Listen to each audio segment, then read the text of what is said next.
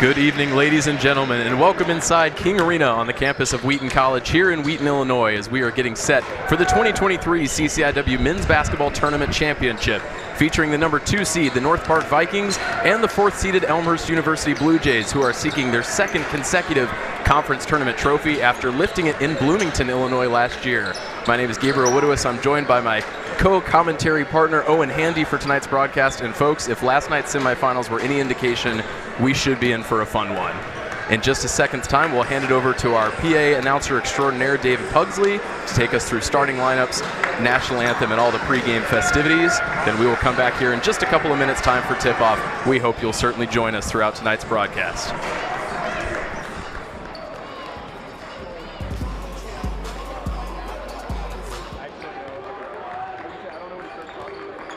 Ladies and gentlemen, the College Conference of Illinois and Wisconsin and all of its members promote good sporting behavior by student athletes, coaches, and fans.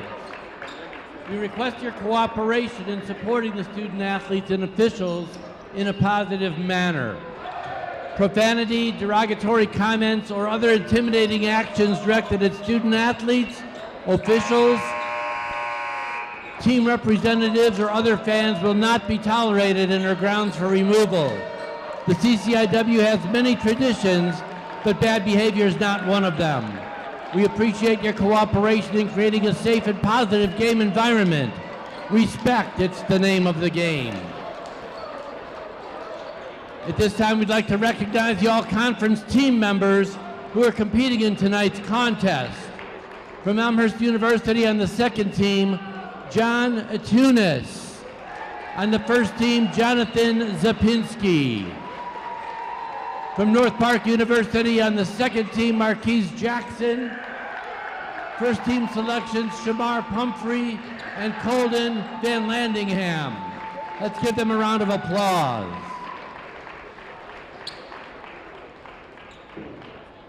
Fans, at this time we would like to honor the men's basketball student athlete who has earned the prestigious CCIW Elite 26 Award. Modeled after the NCAA's Elite 90 program, the CCIW Elite 26 is presented to the student athlete who excels academically and athletically at the conference level in each of the CCIW's 26 sponsored sports. To be eligible for the Elite 26 Award, a student athlete must be a sophomore, junior, or senior, and in at least their 2nd season of competition with their current team, and must be competing in the final game of their tournament. This year's recipient, from Elmhurst University, Jonathan Zapinski.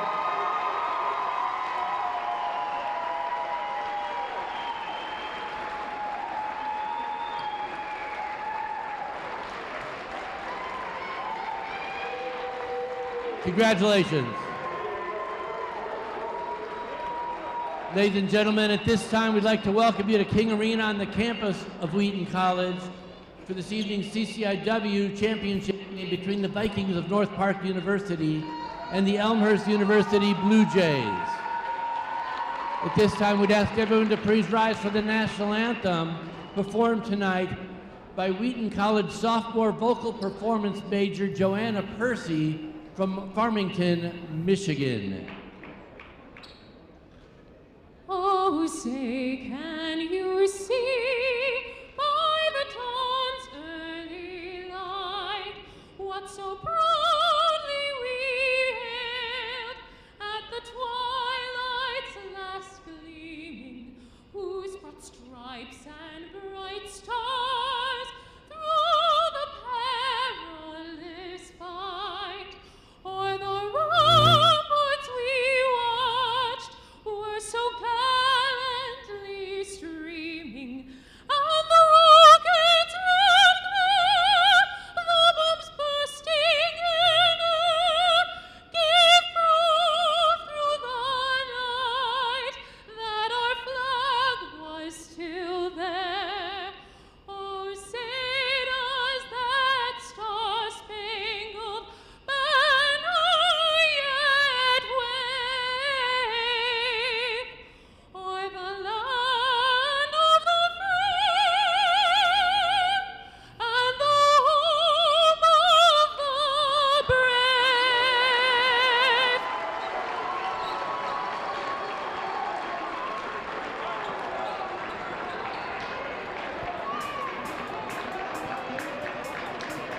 Here are the starting lineups for this evening's game.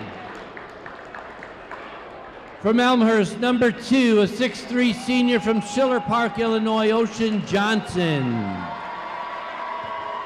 From North Park, number 1, a 6' even junior from Chicago, Shamar Pumphrey. From the Blue Jays, number 10, a 6'3", 190 junior from Vernon Hills, Illinois, John Itunis. From North Park, number 5, a 6'1" sophomore from Richmond, Indiana, Colden Van Landingham. From Elmhurst, number 13, a 6'1" sophomore from Arlington Heights, Illinois, Matt Wolich. From North Park, number 11, a 6' even senior from Macon, Georgia, Marquise Jackson. From the Elmhurst Blue Jays, number 15, a 6'6" senior from Southlake, Texas, Jonathan Zapinski. From North Park, number 12, a 6'4" senior from Bellwood, Illinois, Jalen Boyd. From Elmhurst, number 22, a 6'2" senior from Downers Grove, Illinois, Wesley Hooker. And from North Park, number 34, a 6'7" senior from Bellwood, Illinois, Jordan Boyd. The head coach of Elmhurst, John Baines. From North Park, the head coach, Sean Smith. The officials for tonight's game, Kevin Rayer, Kevin Motter, and Randall Wells. Welcome back inside King Arena, ladies and gentlemen, as we are just about ready for tip-off in the 2023 CCIW Men's Basketball Tournament Championship game here on the campus of Wheaton College. My name is Gabriel Widows. I'm joined by former Wheaton Men's Basketball Assistant Coach Owen Handy on color commentary. And Owen, we should be in for a good one tonight between the Vikings and the Blue Jays. Absolutely no doubt about that. We saw two teams last night that were physical, tough, poised, put a lot of pressure on, and both hungry to come away from this one with a win. These two teams, of course, have already met twice this season in the regular season. North Park sweeping the Blue Jays, winning against Elmhurst by 4 points back on January 7th, and then an instant classic double overtime win at Elmhurst a couple of weeks ago that featured a broken backboard. We certainly hope we won't have that issue here in King Arena tonight. But as Owen said, we were both very impressed with these two teams last night. North Park's defensive efficiency, especially in locking down that Carthage offense, and Elmhurst's physicality in taking the game to the host, Wheaton Thunder, and beating them by 18 points. And that's the perfect start for the Vikings. Colden Van Landingham, the first-team All-Conference representative, putting North Park on the board first. Wesley Hooker looking for a quick response, feeds off to Jonathan Zapinski, and we're tied at 2. And that's what we expect to see out of Elmhurst a great deal this evening. If they can break that press and get into the paint, they got big, strong guards who can get to the rim and create either finishes for themselves or opportunities for their teammates. Marquise Jackson this time doing the business for North Park. 3 shots from the floor, 3 makes as we are off to a flying start here in King Arena. Of course, a great atmosphere, as I'm sure you're able to tell from your TV screens at home. Here's John Itunis for a long 3. A rare air ball from him. He was one of the key players in Elmhurst's upset win last night over the Thunder. Kick out corner 3 for Shamar Pumphrey. He can't get it to go, and both teams cool off just a little bit from the floor.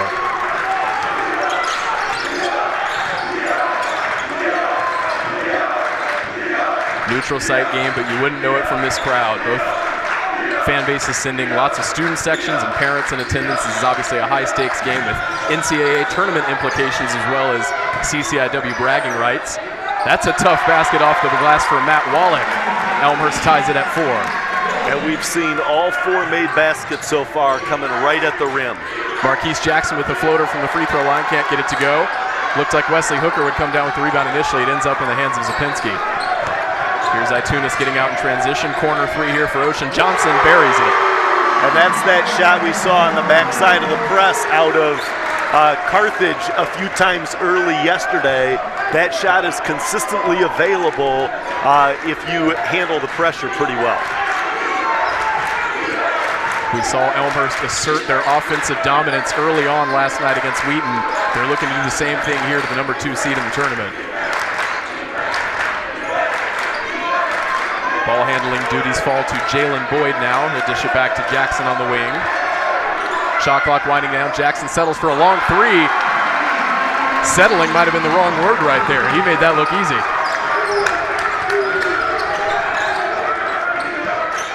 Here's John Itunis on the perimeter. Over to Wesley Hooker. He'll try to respond immediately, but can't convert the shot from beyond the arc. And interesting, Gabriel, we're seeing a little less pressure from North Park early than we saw them put on Carthage last night. That's a great point. Certainly more gaps appearing in their defense early on. Elmhurst doing well to push the pace offensively. They'll keep it following the loose ball out of bounds.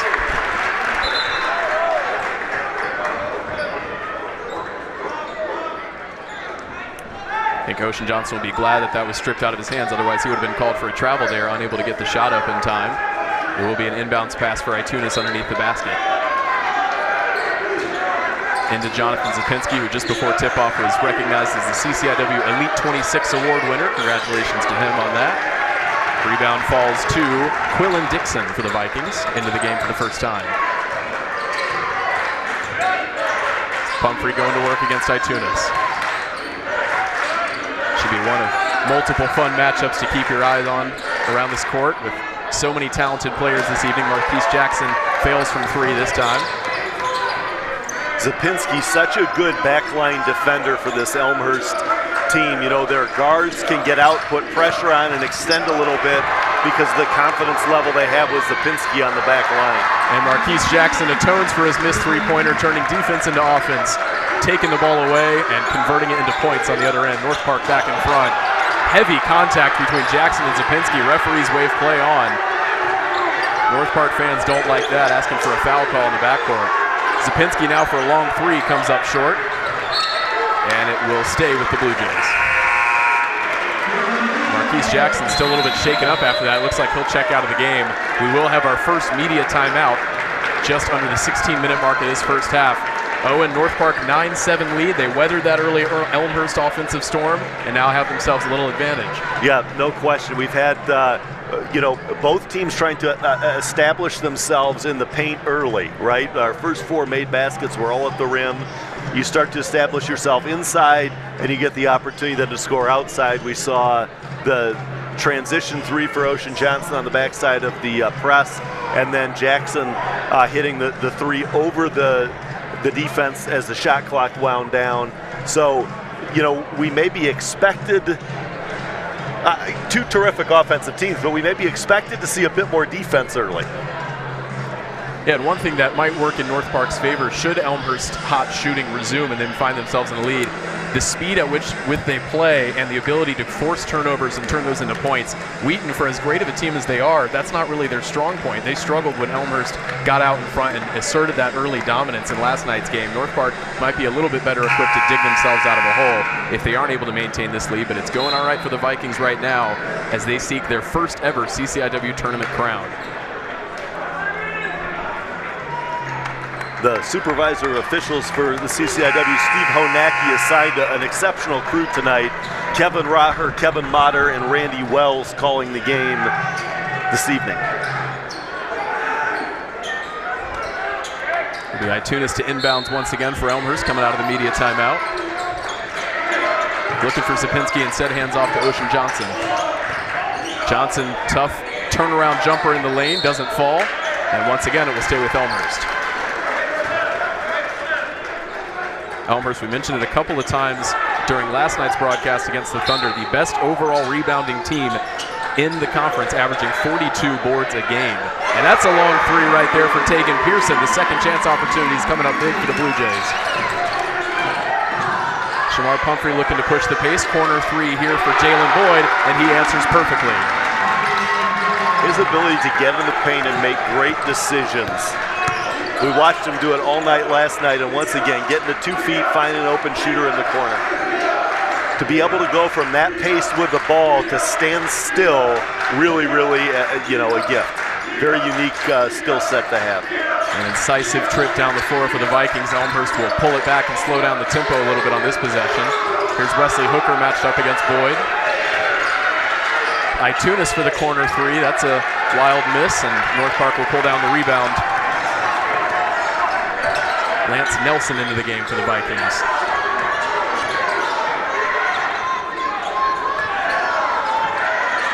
Pumphrey looking inside to Jordan Boyd. Kicks it out, another corner three, this time from Quillen Dixon, can't get it to go. Big rebound there, falling into the hands of Jalen Boyd, and he makes sure to convert that opportunity. Both teams doing well to convert those second chance points on back-to-back possessions, and we will have a foul call here against the Vikings in transition. This looked like Pearson got his feet tangled up a little bit there, and unfortunate, but that's got to be a foul. Lance Nelson charged with his first of the game. First appearance of the night for Adam Bolwa on the Vikings. We saw him sky up and have some impressive blocks and dunks last night. He's a fun player to watch underneath the hoop.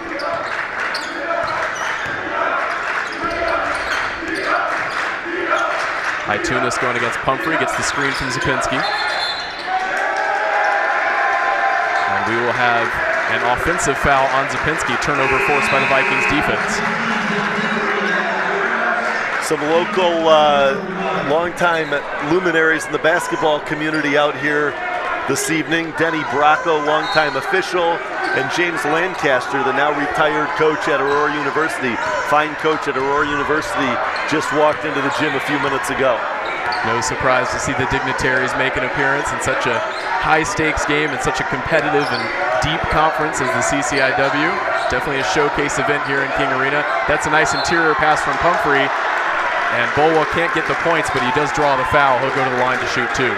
And Purdue Northwest coach Boomer Roberts, who coached North Park Sean Smith as a collegian at Trinity International, just moseyed into the gym as well.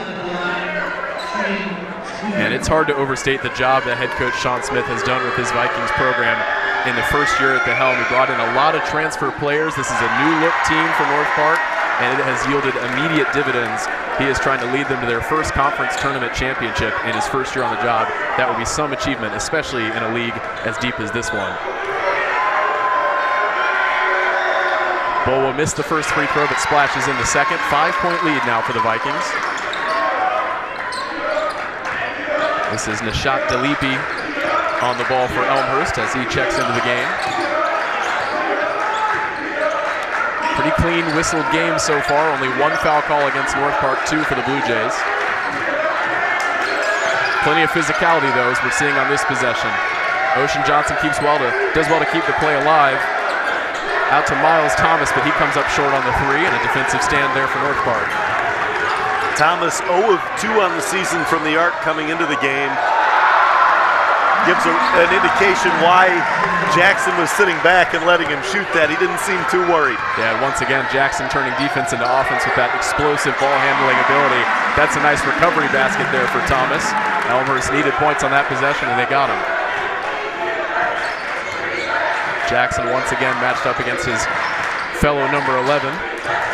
Quillen Dixon finds himself in an acre of space and buries the three. North Park seemingly can't miss from the floor right now, and they've got themselves an 8-point lead. Shamar Pumphrey will be whistled for that foul. He wasn't happy with the call. So, Gabriel, we saw this yesterday, right? It's a make or miss game. Yesterday we saw Elmhurst not just out physical Wheaton, but make shots from the arc. Wheaton miss shots from the arc. Here, North Park, 3 of 6 from three-point range early. And Elmhurst hit, I believe, 9 threes in the win last night against the Thunder. They have not shown that same level of clinical finishing from beyond the arc so far. We'll see if they heat up a little bit from range as this game progresses. 20-12 lead here for the Vikings. Defensive stand on this trip, and they would firmly have the momentum in their favor. We'll see what Elmhurst can come up with offensively. Here's Thomas once again in the lane, and he'll draw the foul on Pumphrey. That's his second. And North Park's first-team all-conference player may have to sit for a few minutes. When we saw last night Pumphrey pick up his second foul about this time, and Coach Smith sat him for a couple minutes and put him right back out there, and that was a huge element for North Park to create the halftime cushion they had last night. So I'll be interested to see if Coach Smith rolls him back out there with 2 again tonight. And in fact, hasn't taken him off the court. Oh, here he goes now. Yeah, we'll see how he manages his minutes. And interesting parallel, Jonathan Zapinski coming on the court now. He got 2 fouls early on against the Thunder, and surprisingly, it didn't really hurt either team. You talked about it with North Park. It didn't hurt Elmhurst when Zapinski was off the floor, as they were able to make some adjustments to account for his loss. So Shamar Pumphrey will sit for a few minutes for North Park. Miles Thomas misses the second free throw. The lead is down to 7.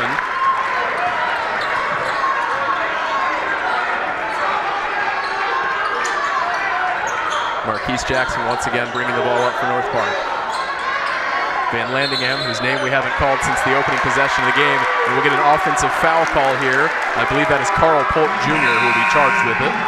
Yeah, it looked like he got hit for the same foul at this end that Zapinski got whistled for earlier, probably displacing a defender or a post-up foul of some kind, and it's nice to see that level of consistency. Zapinski gets hit for it by an official at one end, different official catching the same call on North Park, part of what makes this such a good crew. That's a good point. So definitely some consistency, as you said. If you're going to call it at one end, you got to call it at the other. 4 fouls now for North Park. The Vikings being whistled 3 times in quick succession here in the last couple of minutes. 12-minute mark of this first half. Elmhurst looking to cut into this lead, trailing 20-13. It'll be a corner 3 there from Pearson, his second of the night. He's catching fire from beyond the arc, and the lead is down to 4. And I'll tell you what, even when Pearson missed a few in a row yesterday, it looks good every time it leaves his hand. Yeah, he's got a pretty stroke, and that was a big-time shot for the Blue Jays. They needed that one. Here's Marquise Jackson. He's been the go-to player early on for North Park offensively, but he can't connect on that long jumper. Zapinski once again with the high screen for Itunis as he brings it into the front court. North Park getting ready to make 3 substitutions at the next stoppage. Here's Reese Taylor. Hands out to Pearson. He draws the foul and 1. Big time shot for Tegan Pearson. He's already got 9 tonight. I'll tell you what, right now, Pearson looks like the best player in the game, doesn't he? The 3 he hit in the corner, the catch and shoot there, but part of what makes these teams so good is their depth at guard, right? We talked about last night having Pumphrey, Jackson, and Van Landingham all together on the court gives North Park some real depth and talented guards. Well, Pearson doesn't even start for the Blue Jays. He's coming off the bench, and looks every bit as good as those guys who are. So when you got that kind of depth at guard, you can rotate guys through, you can absorb some foul trouble. If you've got somebody who's banged up, you can dial their minutes back a little bit. You can play fresh, talented guards consistently. Both these teams have the opportunity to do that. Yeah, that's exactly right. You said it. The squad depth in the backcourt positions for both these sides is really impressive, and it's fun to watch from a neutral perspective. Tegan Pearson stroking it from deep so far in this one. He's got a chance to earn his 10th point of the night following this media timeout, and it's the Elmhurst fans' chance to make some noise early on after North Park had the early momentum in this game.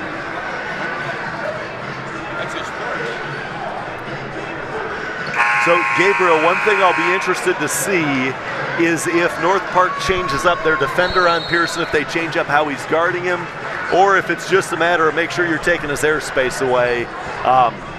We'll see if Coach Smith makes an adjustment there or sticks with what he's got. Yeah, Elmhurst has run a pretty predictable offensive scheme on their last couple of possessions, just putting the ball in Pearson's hand from beyond the arc, but it's hard to blame them with the way he's shooting the ball right now. He did have a pretty hot first half last night against Wheaton and then cooled off dramatically in the second. We'll see if the similar pattern continues tonight or if he can sustain it through the 40 minutes. He does have a chance to tie the game from the free throw line right here.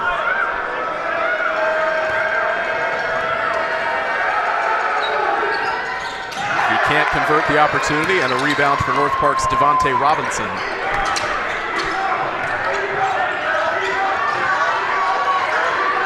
This is Jalen Boyd going into the lane, bodying up against against Reese Taylor. That's a block for Elmhurst, and they try to bring the ball up in transition, but a good instant steal back by Lance Nelson. Jalen Boyd, a wild pass to Jordan down in the lane, and he nearly converts the end-one opportunity himself. Instead, he'll go to the line for 2. First chaotic sequence of this game, Owen. Well, yeah, it looked like, was that Thomas who got on the deck for that ball and couldn't quite come up with it. And a tough decision by the shorter Boyd. Looked like he was pulling up for that three. Defender got to him, adjusted from a shot to a pass midair. Yeah, that was a high IQ play from him. It looked a little bit wild in its execution, but it certainly worked out. And Jordan Boyd here will try to convert his second free throw following the friendly bounce on his first. And he does. The lead is back to 3 for North Park. And now we're seeing a whole lot more pressure out of the Vikings. Yeah, they certainly have changed up their defensive scheme. What we saw in the opening few minutes, as you said. Here's Itunis bringing the ball up the floor slowly for Elmhurst as we approach the halfway point of the first half in the 2023 CCIW Men's Basketball Tournament Championship.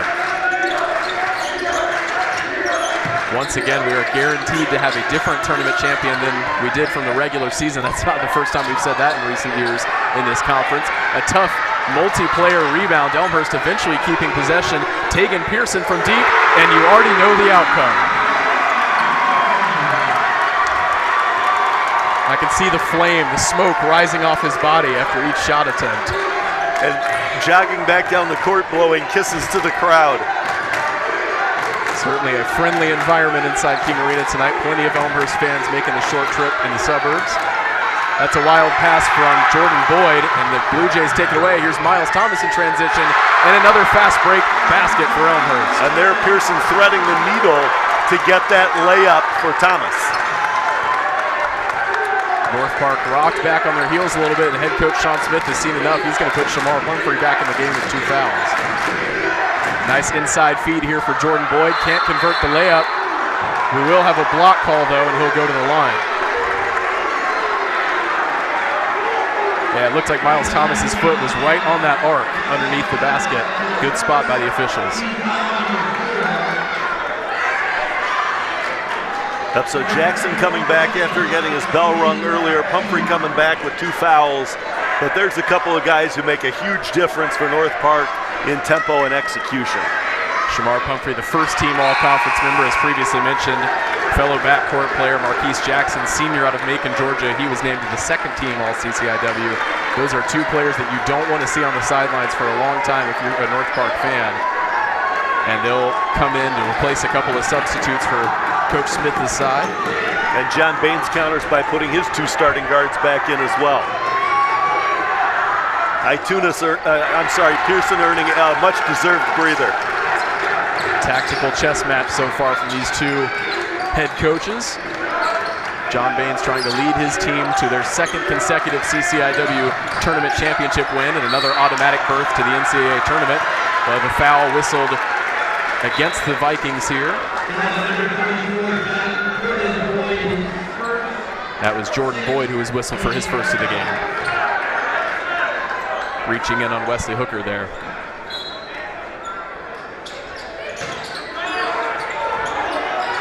Jonathan Zapinski isolated out on the wing, gets it up to Itunis at the top of the key. A mismatch here with Jordan Boyd. Under 10 minutes left to go in this first half. Here's Ocean Johnson pulling up for a deep one and splashes it. Great name and a great looking shot. And Johnson now with 8 on the evening. Elmhurst back in the lead by 3. They have done very well to survive that early North Park run. It's been a game of runs so far. Both teams taking the lead and snatching it back. We'll have another foul underneath the basket on the Blue Jays. Looks like Johnson will be called for it.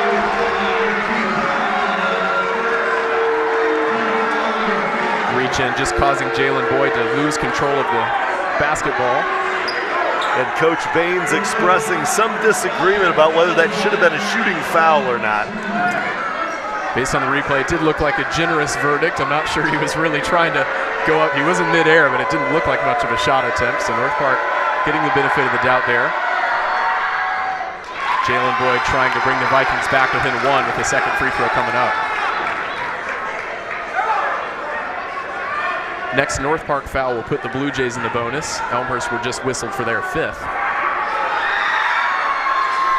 And Boyd splashes in the second free throw. Wesley Hooker eventually getting the ball into Zapinski. North Park student section making some noise off to our left underneath the basket.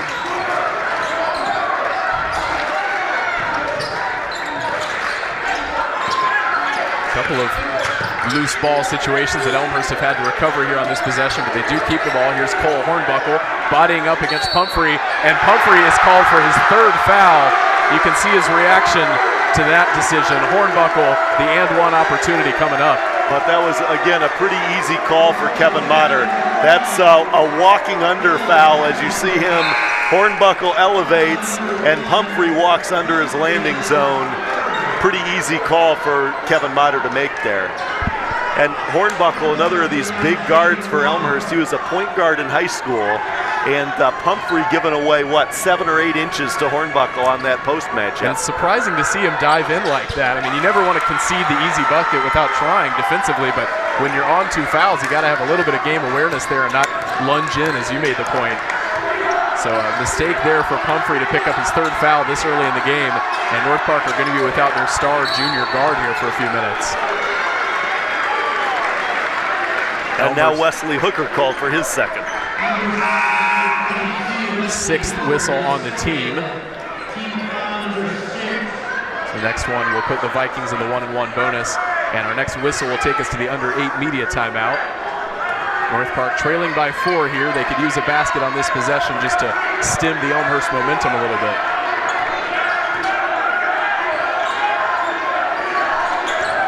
Here's Marquise Jackson, who's going to be expected to provide even more offensive output in Pumphrey's absence. That's a huge 3 there for Jalen Boyd. And unfortunately, we have an injured player down on the court. But we'll get it. Yeah, Owen, you called it. I was just say a technical foul issued to Jalen Boyd after the play. Was that a celebration? Well, I actually didn't see it. I was looking at the man down on the court for Elmhurst. I would imagine it was maybe a taunting. Given the context, we'll see if we get a replay here.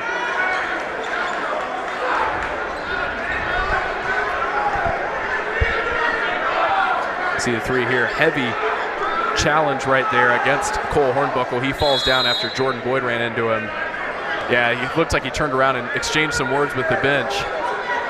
Elmhurst substitutes there, all too happy to goad him into that technical foul.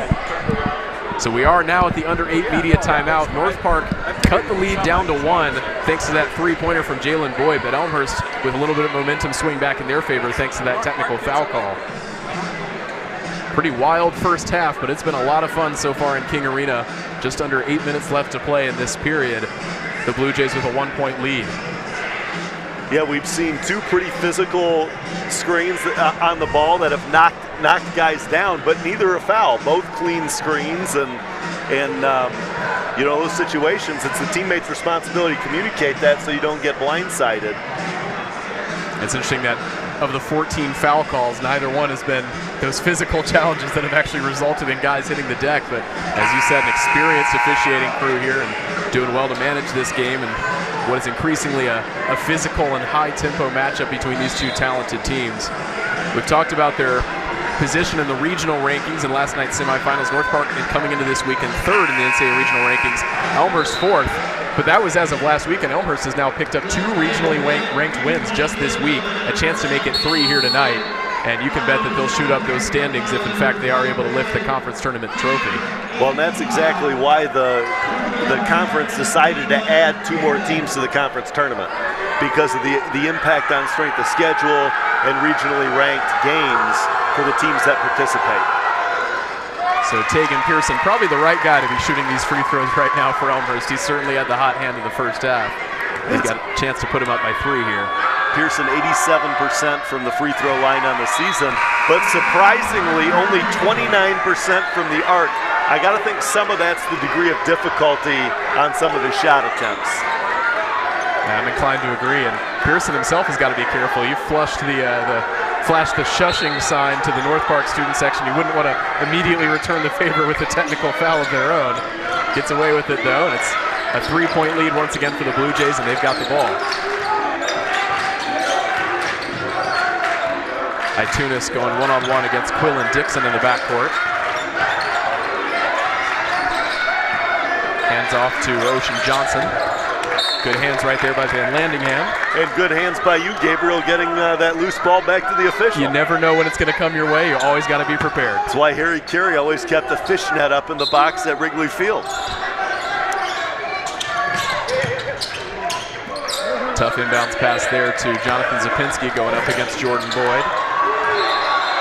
And he will be whistled for a travel there as he bobbled in possession, shuffled his feet a little bit, and a big turnover there forced by the Vikings defense.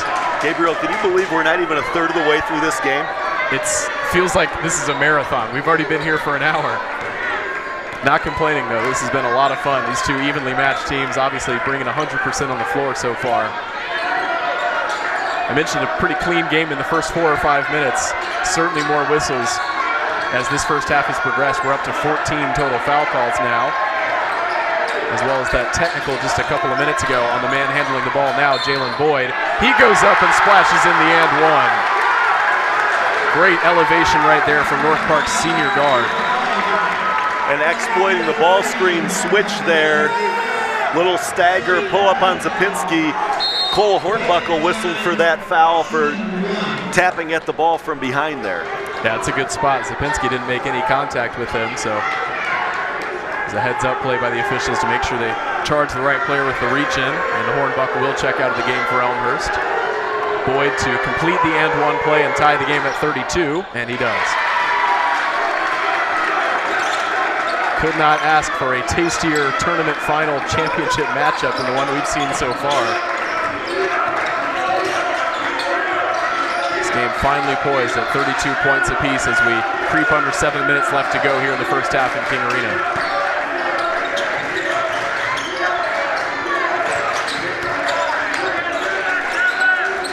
Step back, long 2-point jumper there from Miles Thomas, but only finds the backboard. Elmhurst doing well to keep the ball alive on the offensive glass. Nice extra pass here to Johnson. Bodying in against Quillen Dixon, and Dixon is fired up after drawing the offensive foul. You know, interesting. Thomas now 1 of 4 from the floor. He's taken 3 jump shots, a 35% shooter from the floor on the season. 1 of those jump shots is a 3. He hasn't made a 3 on the season. I can't imagine with Taken Pearson on the floor, that shot selection's going over great. Yeah, surprising not to see Elmhurst get the ball into Pearson's hands more in the last couple of minutes following his lightning fast start to this one. We'll see if they go back to him, utilize him a little bit more on the offensive end. Here's Van Landingham going to work. He goes up, and we might get a jump ball call here, and we do. That was a smart, well-timed reach in there by Pearson on the defensive end, and here ends the turnover as the possession arrow points towards the Blue Jays. DeLepe checking back in for Zapinski for Elmhurst. 6 minutes left to play here in this first half. Still tied at 32 points apiece. Both teams now with 8 foul calls against them. Here's Miles Thomas going into the lane. Bit of a wild shot attempt, and he'll get whistled for the foul coming down on the rebound. Adam Bolwa with the big boy play to bring the ball in for North Park.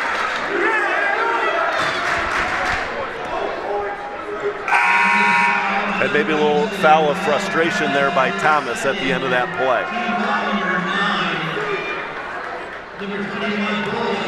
And still with 6 minutes left to play in this first half, North Park is just 1 earned whistle away from being in the double bonus. That could prove valuable in a game as tight as this one. Bolwa's 1-and-1 attempt rims out, and a nice defensive box out rebound for Elmhurst.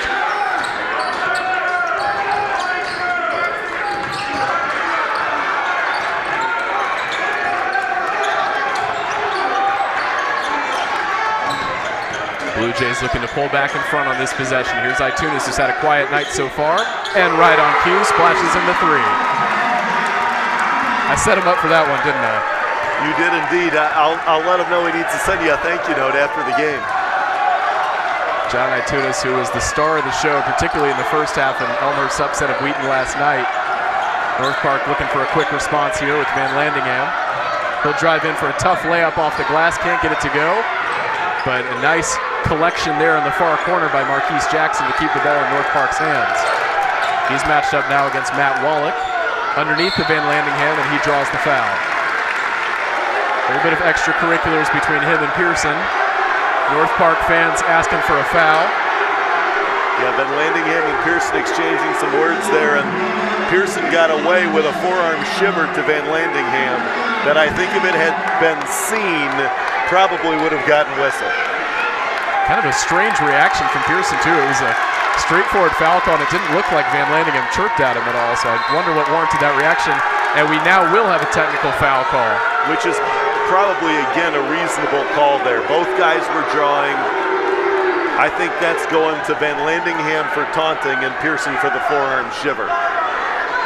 Yeah, head coach Sean Smith not happy with that one. Van Landingham disappointed with the referee's ruling there, as the official will go over to the North Park bench, and Coach Smith is not interested in discussing the outcome there. John Baines getting an explanation on the Elmhurst sideline as well. We will have the 2 free throws first for Van Landingham. This game has just ratcheted up in feistiness and chippiness a little bit over these last few minutes.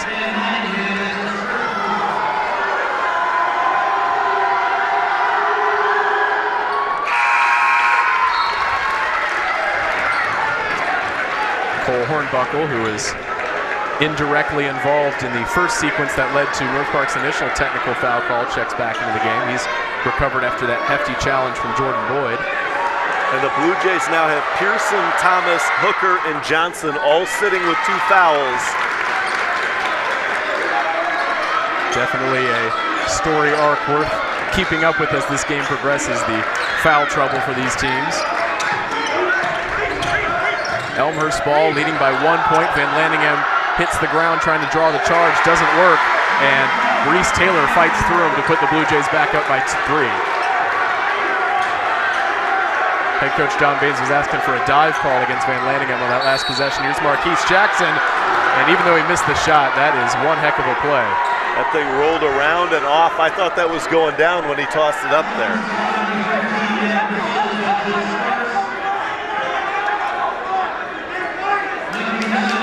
I'll tell you what, one of the things I notice about Coach Baines when he's talking to his players, he does a great job of moderating when intensity is called for and when a softer word is called for. He seems to have a great pulse for how to deal with each player situationally.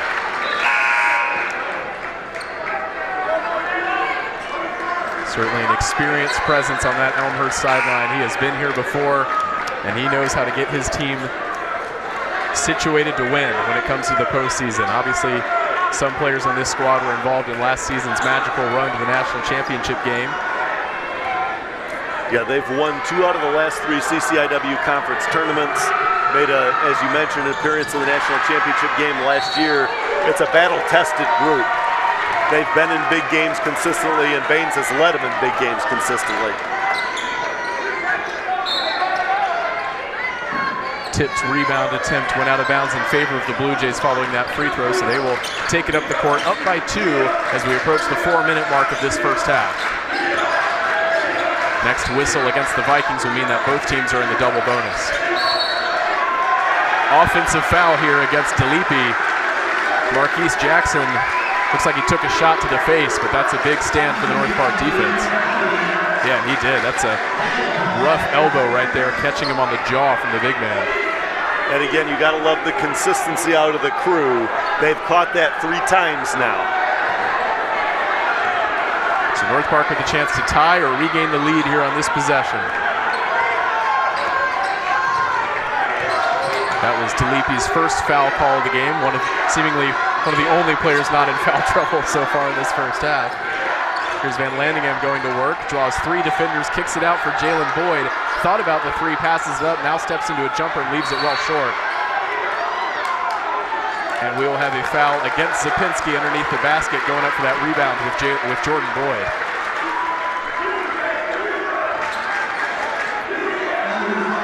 If anything, it kind of looked like Boyd hooked his arm there coming down underneath the glass. It's a tough call against Zapinski. Both guys boxing out for that rebound. And we will head to the under 4 media timeout with Elmhurst up by 2 in what has been a frenetic and firework-filled first half here in King Arena, Owen. No question. That is Zapinski's second foul. So Elmhurst now with Johnson, Hooker, Thomas, Pearson, and Zapinski all with 2 fouls. And of course, we'll see how that plays out. Elmhurst with the depth to absorb it so far, but you wonder as the game progresses if that starts to have an impact. And then at the same time, North Park has Pumphrey, their first team, unanimous first team all-conference selection, sitting with 3 fouls. Yeah, Shamar Pumphrey's absence for the majority of this first half, obviously one of the major storylines unfolding so far here in King Arena. He is not a player that the Vikings can afford to have on the sidelines for any length of time. They are so talented in the backcourt, as we've already covered on this broadcast, but he is a game-changing player. So 3:56 left to go in this first half of the 2023 CCIW Men's Basketball Tournament Championship here in King Arena. Former Wheaton men's soccer head coach legend Joe Bean working the table tonight once again, just signaling to the officials that it's time to restart play. And the alternate official, Johnny Garcia, is a Hall of Famer at the high school level. The stars are out here in Wheaton, Illinois on Saturday night.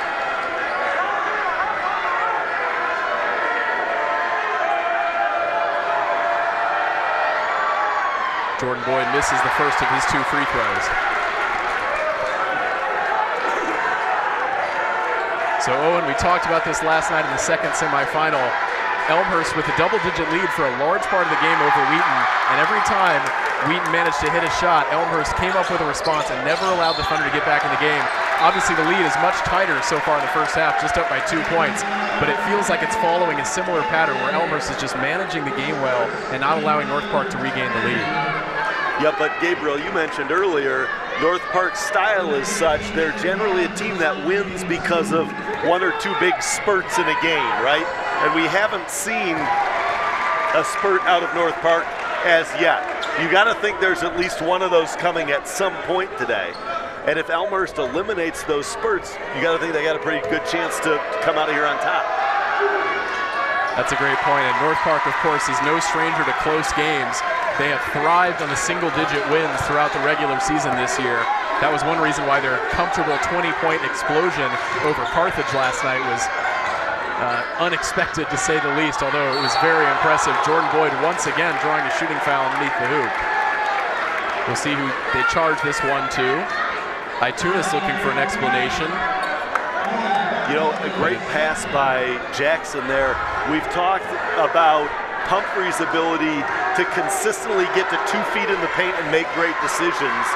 Jackson is much more likely to put himself in the air, launch himself at the rim, but still a great decision maker in terms of the shot pass decision. And just for confirmation, it was Hornbuckle on Elmhurst who was whistled for his second foul. Jordan Boyd really struggling from the free throw line right now. That's 3 points that he's left from the charity stripe in the last couple of minutes.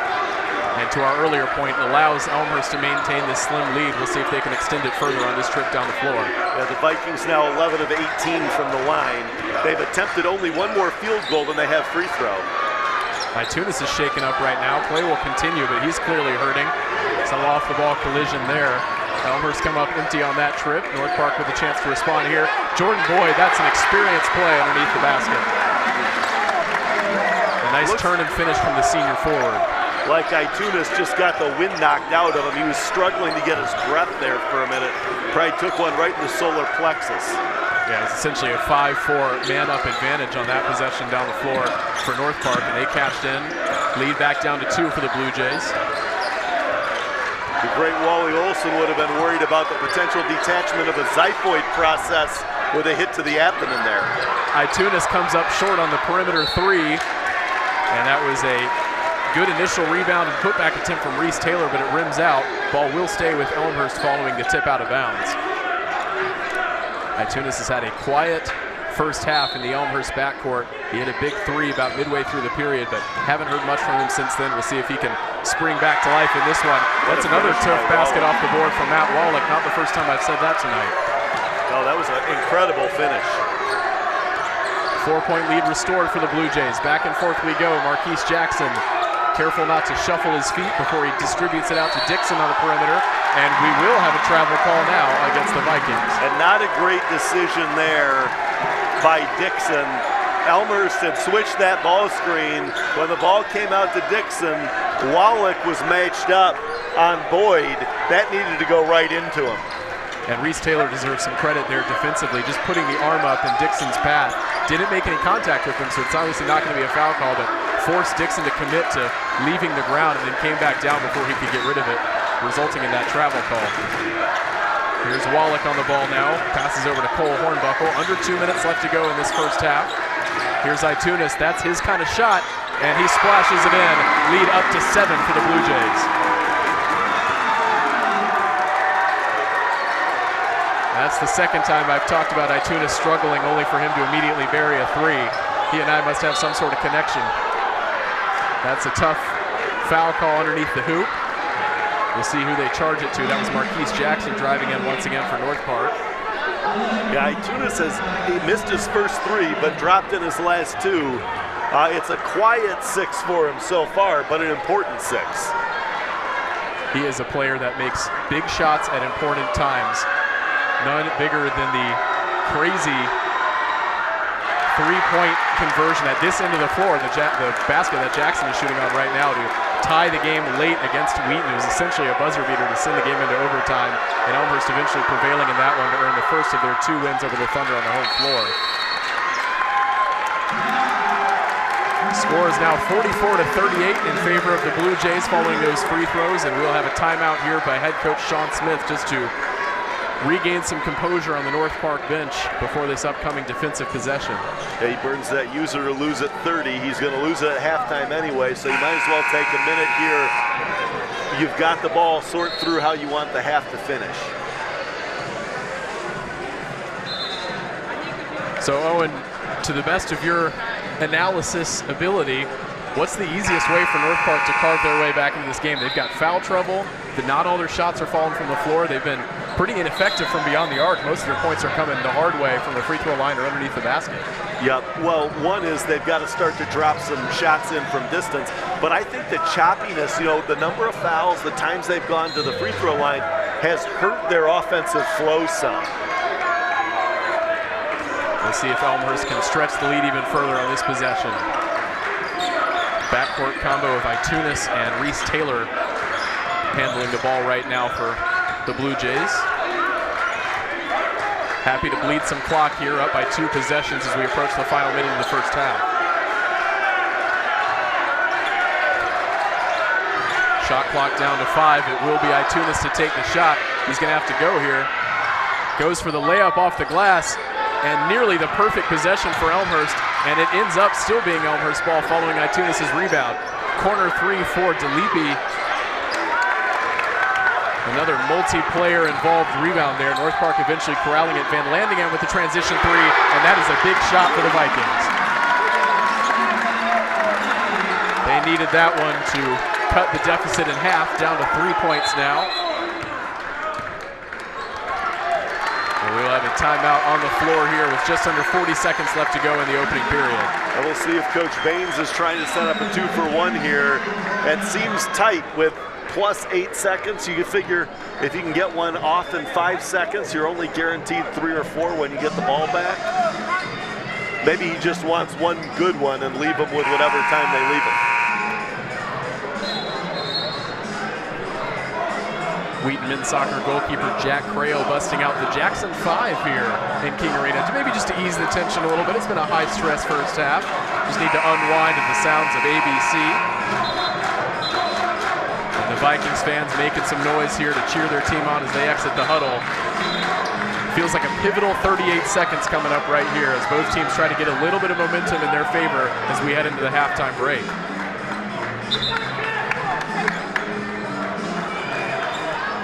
North Park know that a successful defensive stand on this possession could do wonders for them if indeed they are to get the last shot here in this first half. Potential chance to tie it up at 44 apiece, but that's only if they can keep out this high-flying Elmhurst offense. 15 seconds on the shot clock, 30 left in the first half. And North Park flashing a 2-3 zone coming out of the timeout, trying to take Elmhurst out of whatever they were planning to run. Matt Wallach once again, his third hard-fought layup off the glass of this first half. He's not the biggest player on the court, but he is not afraid to drive into the paint. Under 10 seconds left to go in the first half here in King Arena. Marquise Jackson on the ball for North Park. Step back three, can't get it to go. Jordan Boyd with a tough rebound, misses off the glass, and a successful stand for Elmhurst on the final possession of the first half. The Blue Jays will take a 5-point lead into the locker room. Owen, we need to catch our breath after what was a very exciting and competitive first half here in Wheaton, Illinois. Yeah, no question about it. I think John Baines has got to be feeling good walking to the locker room up 5. And if you look at his core guys, Itunis, the only one playing more than 15 minutes. So it's the backside of foul trouble, right? He's got Zapinski, Johnson, Hooker, Thomas, DeLippe, Pearson, and Hornbuckle all with 2. But in the process, you've got Johnson having played only 11 minutes, Hooker having played only 9 minutes, Pearson having played only 10 minutes. So you've got guys, maybe you had some foul trouble, but you're up 5, and you're going to have some fresh legs coming back in the second half. Yeah, the squad management, especially on Elmhurst's side, is definitely something to keep our eyes on as the second half unfolds. In just about 15 minutes' time, we certainly hope you'll come back and join us for what should be a thrilling second half of this CCIW Men's Basketball Championship game. We'll see you then.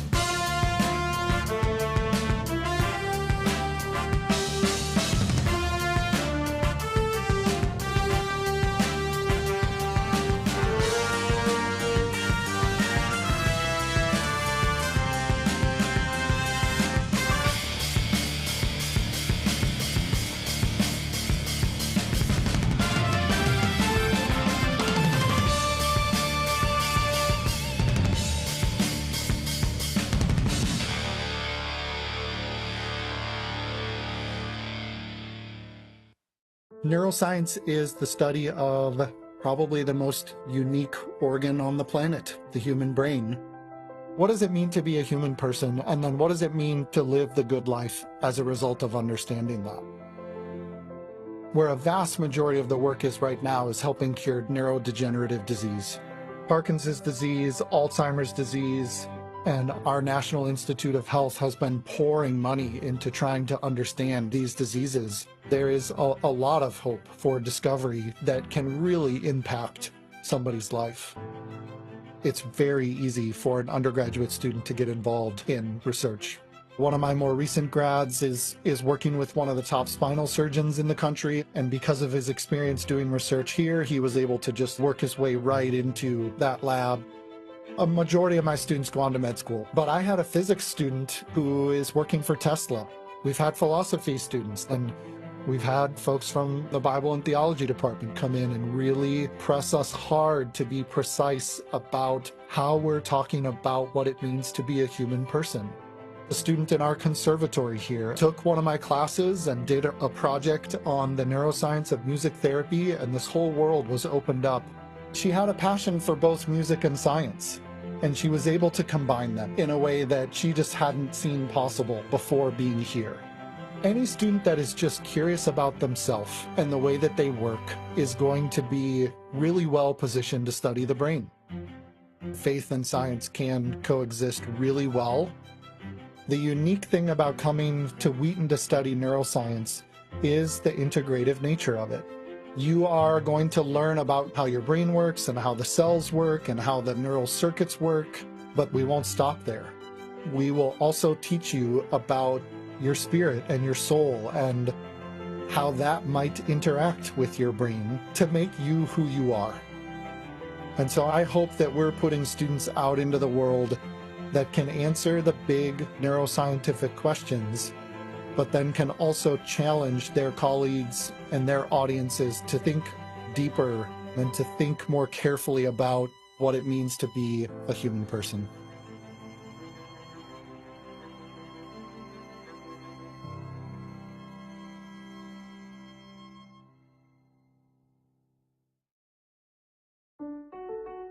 When I first came to college, I thought I knew exactly what my career path would look like.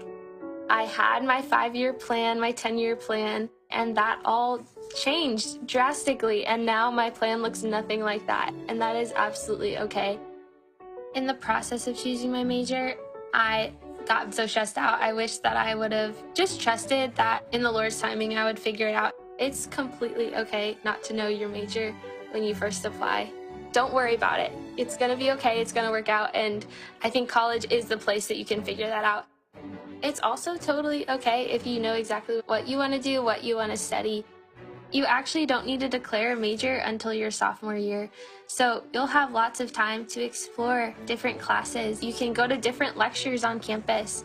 You can talk to professors and hear different perspectives on the world and on different fields of study. We have our Center for Vocation and Career, which provides students with lots of resources to help think through their vocation. And your faculty and advisors always have their doors open to you if you ever want to talk or have questions. College is the time to explore. It's a time to learn about different things that maybe you haven't in the past. And it's a time to develop passions and continue pouring into passions you already have. Yes, this is definitely an important decision, but remember that the Lord is with you, and don't let the importance of the decision steal the joy from this amazing opportunity that you have ahead of you.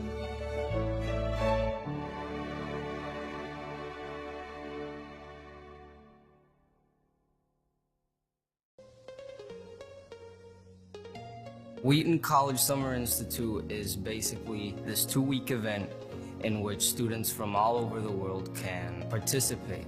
It does a very good job of integrating education, social life, and spiritual life into a very safe environment.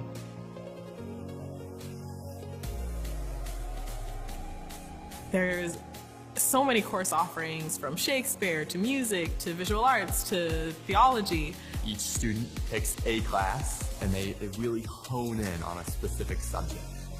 And we're kind of getting a foretaste of the college experience. So we're sleeping in the dorms and we eat in Saga. It's the full experience, but only for a 2-week period. And they give college credit. When looking at whether or not to do this, I was like, there's no downside.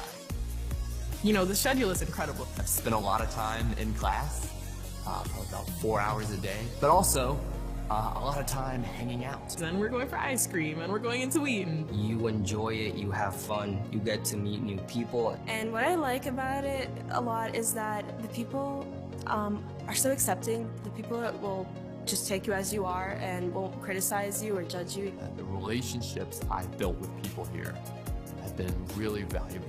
Here, I'm always with someone, I'm always talking, I'm always having a great time, I'm always learning. And at the same time, building that community with these people who are so different. With people from Colombia and Mexico and Texas and North Carolina.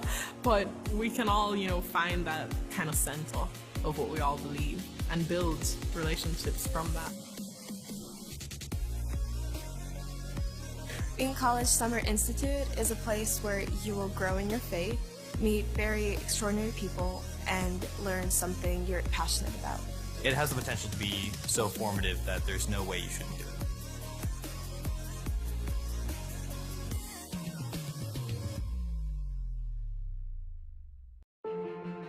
Christian friendship is an extremely strong form of evangelism.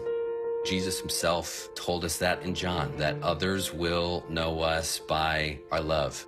One of the reasons I went to Wheaton is to get some Christian brothers and some friends that could go a lot deeper, and we could share our faith, and we can talk about what does it mean to live kingdom and be friends with the element of worship, with the element of stewardship.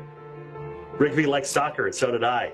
Quinn's a really hysterical human being, and I like hanging out with him. And let me tell you, if you ever want to talk to somebody about an important issue, there's nobody better to just come alongside you and throw their arm around you than Taylor. I mean, how are you not supposed to get along with guys like this? And suddenly you find yourself 6 months, 4 years, 20 years later and you're still friends with them, and it's great. We have laughed a lot together, and we have also cried a lot together. And just to be able to go through this with dear friends is crucial. For me, having that in my life and having those guys that, were different, but we had the same love of Jesus in our lives was really important to me. For me personally, as a missionary that lives overseas, to know that I'm not alone is massive. It gives me a huge support. I really love Jesus. I'm convinced that his words have life. And I think he's invited us to bring hope to a world that's broken. And I don't think that's an easy task. And I cannot do that on my own. Knowing that these friendships are, yes, they're earthly friendships, but they're going to move beyond that to be celebrating life with Jesus is just such a beautiful thing, and something that I really hold on to dearly. One of the great things about life in Christ is the invitation to do life together in community, and Wheaton provided the foundation to create friendships that I knew I wanted to have for a lifetime.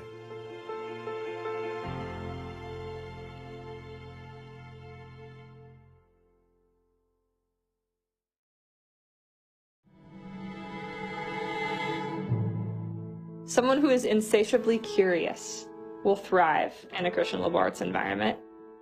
Being a Christian liberal arts student causes you to expect to encounter God and expect to encounter dialogue with other disciplines. I think it creates a posture of wonder, and that's just a great thing for every aspect of life. I was in Calc 1, and my professor was having us read through Romans 12 in Calc 1. And it really invited me to see God at work and to prepare my heart, even in those first few minutes of class, to recognize and say, God is here, and do I have eyes to see him? And do I have eyes to see the way that he's at work? They don't say that any discipline is off limits from God, or that God is off limits from any discipline. Wheaton really does prime you to be a very well-rounded student that's able to think about questions from many different angles, and not just provide a cookie-cutter answer, but really engage with content in a deep and meaningful and intentional way. I got one-on-one time with professors, and they not only cared about my studies, but they also cared about my spiritual well-being and about how I was doing personally.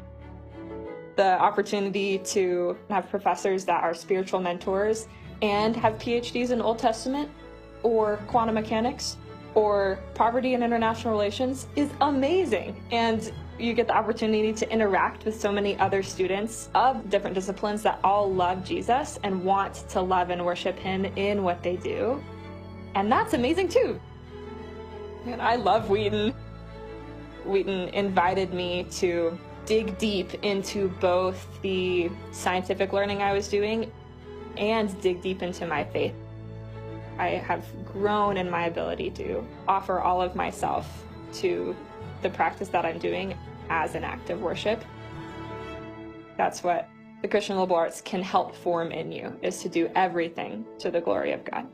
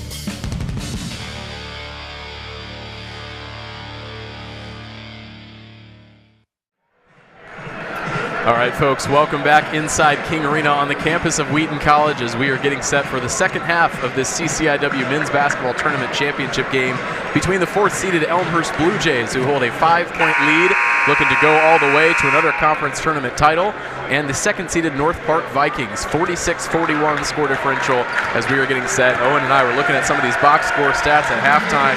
8 missed free throws for the Vikings so far, 6 turnovers for Elmhurst, just 4 for North Park. Perhaps the most telling statistic, 22 bench points for the Blue Jays so far, just 4 for the Vikings, albeit 14 of those are from Tegan Pearson, who is perhaps the standout performer, at least shooter, from that first half. Yeah, North Park, a team that forces 20 turnovers a game, and only 6 for Elmhurst in the first half. Blue Jays certainly doing a good job of controlling possession, not playing into North Park's hands on the offensive end. Vikings do start with the ball here in this second half, and you feel that they could use a basket here on this opening possession to get back into this one. Airballed 3 right there from Jalen Boyd. Shamar Pumphrey is back in the game to start the second half for North Park with 3 fouls. And when I say get back in the game, I mean mentally, not in terms of, obviously they're in the game just down by 5 points with this much time left, but that first half really felt like it was controlled by Elmhurst for large stretches of time. Yeah, obviously Pumphrey sitting is a big deal for North Park, right? A unanimous first-team all-conference player, picked up his 3rd foul, sat for a chunk of the first half, only played 8 minutes. Hopefully he can stay on this second half because I don't want to miss any time I get to watch him play. That's exactly right. The game is certainly better when he's involved. It's been high stakes, high scoring, back and forth, and a lot of fun so far in King Arena tonight. That was a wild kickball out of bounds, and it will be an inbounds pass for North Park. That ball going right up near what I like to call the Kerry Fun seats. Here is Marquise Jackson on the ball. The 2nd highest scorer for North Park in the first half, 11 points to his name, 13 for Jalen Boyd to lead all Vikings players. Jordan Boyd with an in-and-out layup. I don't know how that one didn't fall. And an empty first possession of the second half for the Vikings. It's not the first time we've seen shots like that this weekend that are seemingly halfway down in the cylinder just to roll back out. Elmhurst catches a break defensively. Wesley Hooker nearly stolen away by Jackson with the quick hands, but it will stay with the Blue Jays.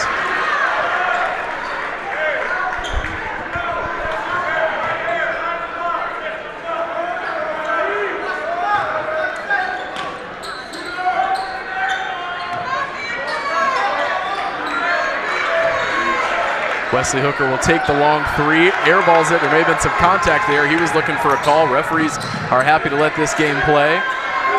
Elmhurst coming up empty on that possession. We'll see if North Park can respond here. Marquise Jackson, Jalen Boyd, once again the shot fake from deep. Pushes it in to Jordan Boyd. Good defense right there by Matt Wallach just to knock the ball out of bounds.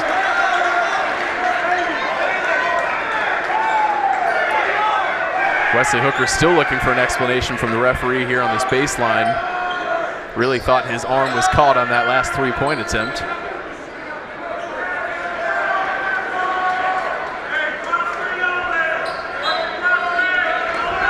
No scoring yet in this second half. A slower start on the offensive end for both teams than what we saw in the first. Here's Van Landingham. Tough screen at the top, at the perimeter there from Jordan Boyd. Van Landingham comes up short on the layup, but a nice gather and score by Jalen Boyd. He's got 15 now. Yeah, Van Landingham attacking that switch onto Zapinski. Zapinski not an easy guy to finish over. He's got such length. And here we go. Here's that defensive prowess that we've talked about with this North Park team, but they can't finish on the 2 layup attempts.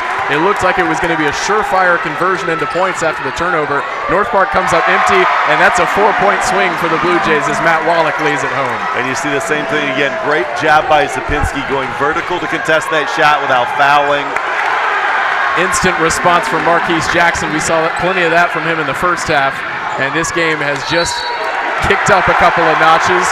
Elmhurst looking for a foul call, but they don't get the whistle. Their fans aren't happy. North Park with a big defensive stand in transition. Now that was a great play by Pumphrey to get himself in the play and skin that ball without fouling.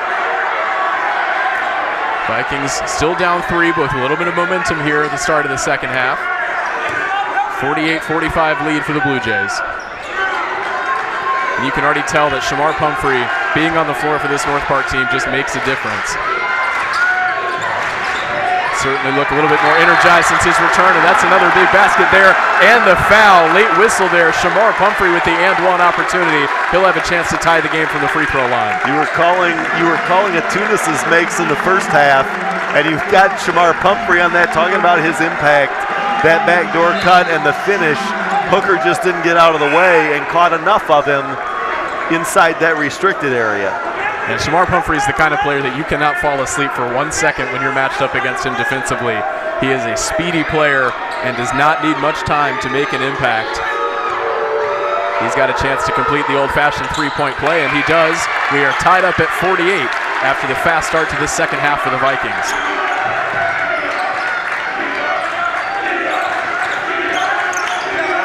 Came into this tournament as the number 2 seed in part because they dropped a surprise overtime home loss to Milliken just a couple of weeks ago in Chicago. One of the reasons that they are the 2 seed in this tournament, but largely with that, the exception of that result, they have been on fire down the stretch here as the season chugs into the postseason. North Park looking for a tie-up call. Instead, Marquise Jackson is charged with his first foul. If you see Coach Baines in the background, it looks like he's wildly waving his arms. He's actually making the symbol for the vertical cylinder foul behind that play. Here's Zapinski on the perimeter, matched by Jordan Boyd.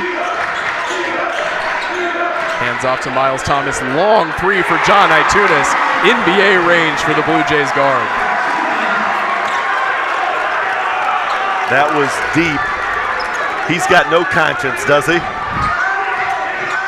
It's been a spotty game from John Itunis, but that is the third time that he's come up with a big basket for the Blue Jays. And now Van Landingham turns it over. Elmhurst with a chance to run. No look pass from Itunis. Beautiful feed from Miles Thomas. Can't convert the easy layup. Matt Wallach in and out on the and-one opportunity. Instead, he'll have to shoot 2 free throws. Both teams in the last couple of minutes failing to convert on these seemingly easy layup opportunities underneath the basket, but at least Elmhurst will still have a chance for points on this trip. And a rough 2-play sequence for Van Landingham there at the offensive end.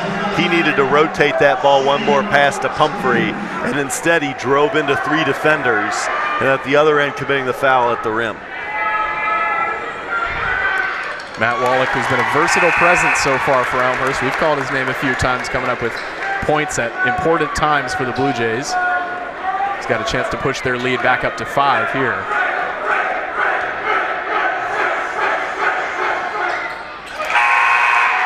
Clean looking release there for Wallach. He'll check out of the game to be replaced by Cole Hornbuckle, who got significant minutes off the bench for Elmhurst in the first half.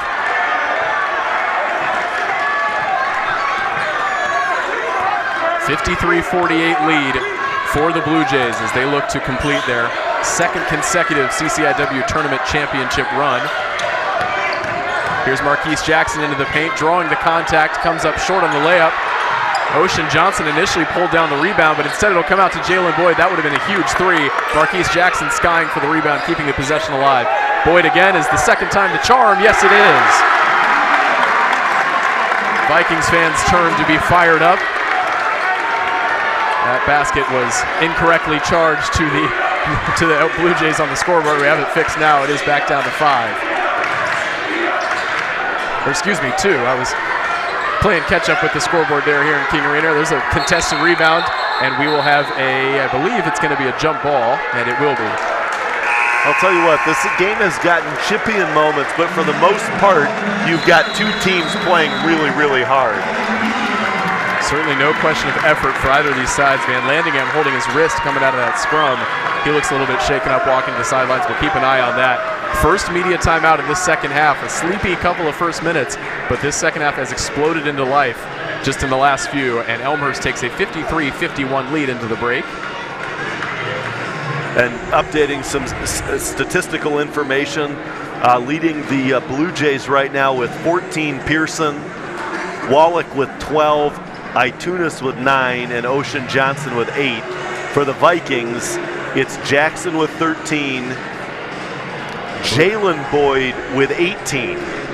the two leading scorers for North Park. He's leading all scorers, and it might be a quiet 18 there. He's certainly made his presence felt in this game, but his shooting has been inconsistent. We saw him need 2 bites at the cherry on the last possession to splash in that 3. But he and Itunes, a number of these guys just coming up with important points at important times to contribute to this even scoreline that we're seeing. And despite holding a 2-point lead, as the Blue Jays are, they are starting to slip a bit in possessions.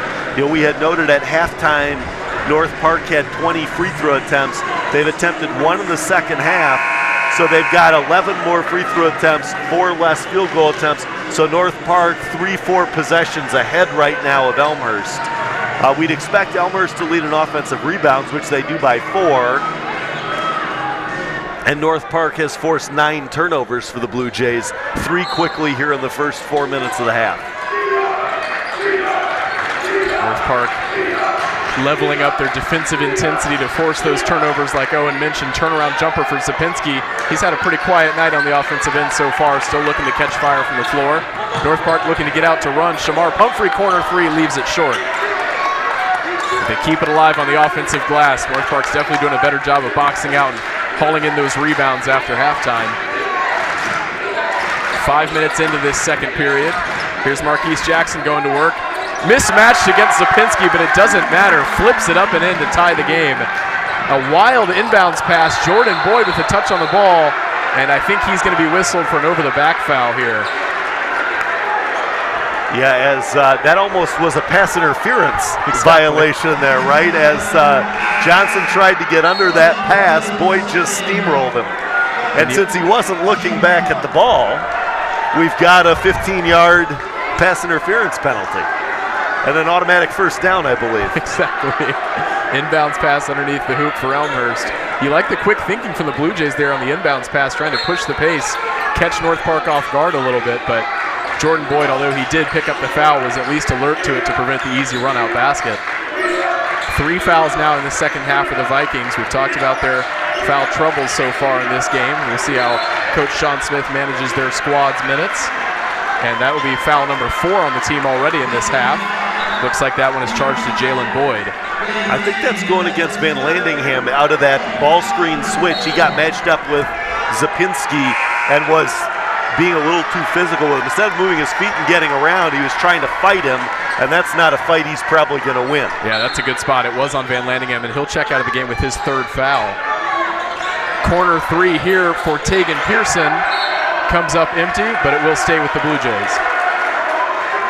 Surprising bad miss from Pearson, who was the hot shooter in the first half.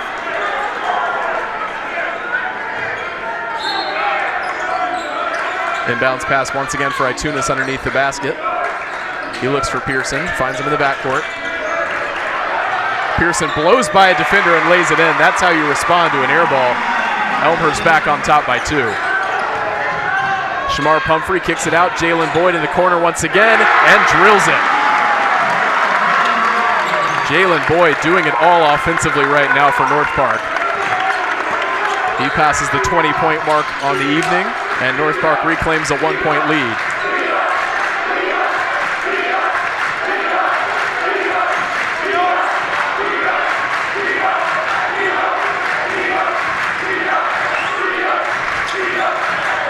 North Park student section making their voices heard here. Shot clock down to 3. Miles Thomas, nice backdoor cut by Jonathan Zapinski, and that was a professional possession right there from the Blue Jays to regain the lead. North Park's got to be frustrated having defended well for 25 seconds to concede that late basket. Here's Marquise Jackson looking to respond for the Vikings, and it will be a foul against Pearson. And that's Pearson's 4th. He's not happy about it, but a good call by Kevin Raher. He'll be one of 3 Elmhurst players to check out, as you said, Owen, his 4th foul. That's a big blow with the offensive production that he's provided for the Blue Jays so far tonight. Yeah, Pumphrey now has made it 6.5 into the second half without picking up his 4th, which obviously rooting for him to stay on the floor here. Van Landingham sitting with 3 right now for the Vikings. Pumphrey will inbounds, and that is a high IQ play to find the cutting Adam Bolwa right underneath the hoop. That was a clean inbounds look there for the Vikings to move back in front by 1. And Owen, from a neutral perspective, we could not ask for a better situation for this game to be in as we head down the stretch in this second half. No, this is a lot of fun. This is Reese Taylor kicking outside Tunis. Shot fake initially on Jackson. He'll pull it back down. Tunis going one-on-one with Adam Bolwa at the top of the key. Not afraid to put his body up against the big man. That was Wallach with the fadeaway jumper. Off the back iron, but the putback for Elmhurst, and they're back in front, courtesy of Reese Taylor. Look at the speed blowing to the basket from Shamar Pumphrey. How is it even possible to defend that? That is an explosive player. It's incredible. It's like he gets across half court and kicks it into the next gear. Here he is again, Pumphrey slowing it down a little bit for Bolwa, flips it up and draws the shooting foul. Reese Taylor not happy with that call. North Park forcing the turnovers in this second half. We talked about that coming out of the halftime break. Only 6 on Elmhurst in the first period, but they already have 4 or 5 committed so far in this second period. Adam Bolwa will go to the line for 2 shots. He makes the first one. Sapinski and Johnson will check back in for the Blue Jays as Thomas and DeLippe take a seat. We see the replay there of Pumphrey as he puts the speed on to get to the rim. He is such a fast player in transition as Bolwa goes 1 for 2 from the line. Keep it at a 2-point lead. Fouls calls evening out a little bit in the second half. 3 now on the Blue Jays, 4 against the Vikings. Feel like this is a big possession right here for Elmhurst as they look to regain the momentum.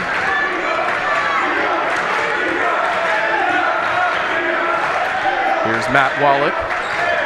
Kicking out to Ocean Johnson in the corner. Tough drive inside, and it nearly cost him, but Elmhurst able to regain possession, but it will be a shot clock violation. Lockdown defense from the number 2 seed in the tournament. And Pumphrey in the middle of everything defensively right now, forcing 2 turnovers, and he was mucking up the middle there, and really the key guy leading to that shot clock violation. He had a frustrating start to this game, picking up his 3rd foul in the first half, but he has more than made up for his minutes on the bench with his second half impact so far. Next whistle will take us to the under 12 timeout. Here's Marquise Jackson spinning, but still manages to get it to Bolwa.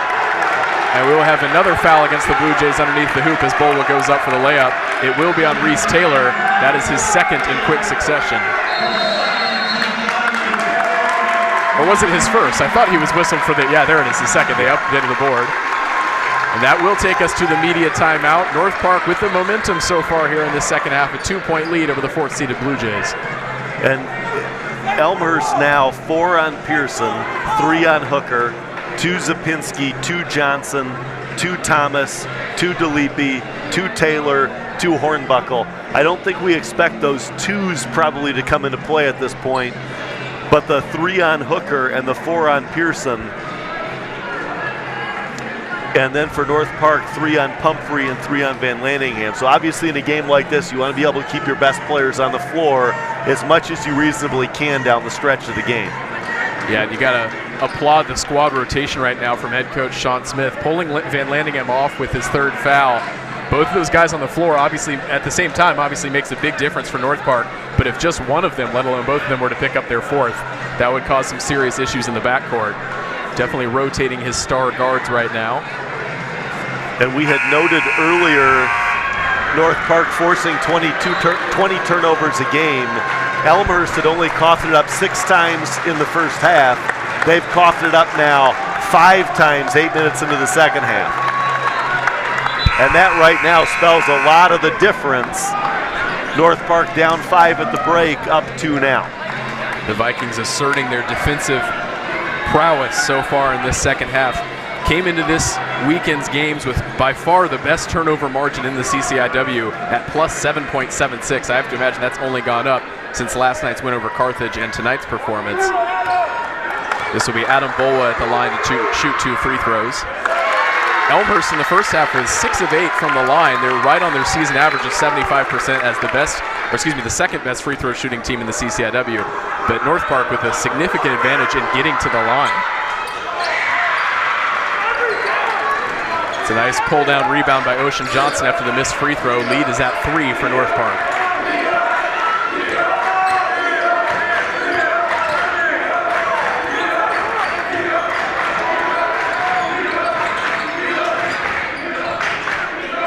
Reese Taylor with some room to operate. Still in the game, having just picked up his second foul.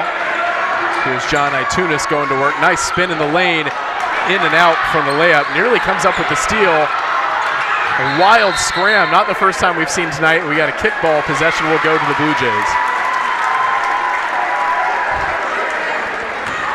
It was a good spot. I think it was Quillen Dixon who was whistled for that as he was falling down trying to corral that loose ball.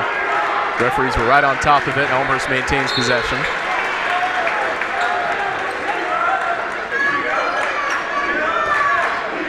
4 fouls apiece so far for these two teams. Itunis thought about going for it to try to tie this game up, and he'll pull it out. Now he will. Itunis for the tide, can't get it to go. Tough rebound there for Marquise Jackson. Kicks up to Jalen Boyd. Get a whistle here. Looks like it'll be a touch foul against the Blue Jays, and that might be number 3 on Reese Taylor. And it is. Yeah, Boyd does a great job of using the shot fake to lift Taylor's center of gravity up, puts it on the deck once, and Taylor went right to him with a hand.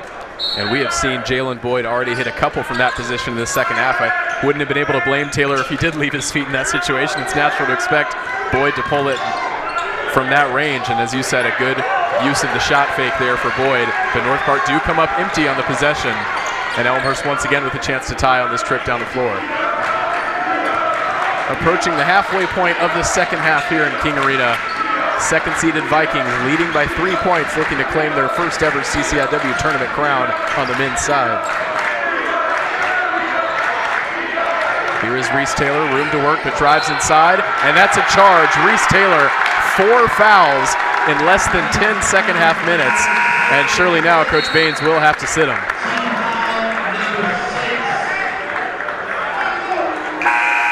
Looks like Hornbuckle's going to return for Taylor. That is about as frustrating a sequence as you can have in a game as high stakes as this one. You can tell he's disappointed with that decision/call, and the Vikings will bring it up as a result. 6 foul calls already against the Blue Jays. Next one will put the Vikings in the 1-and-1 bonus here in the second half.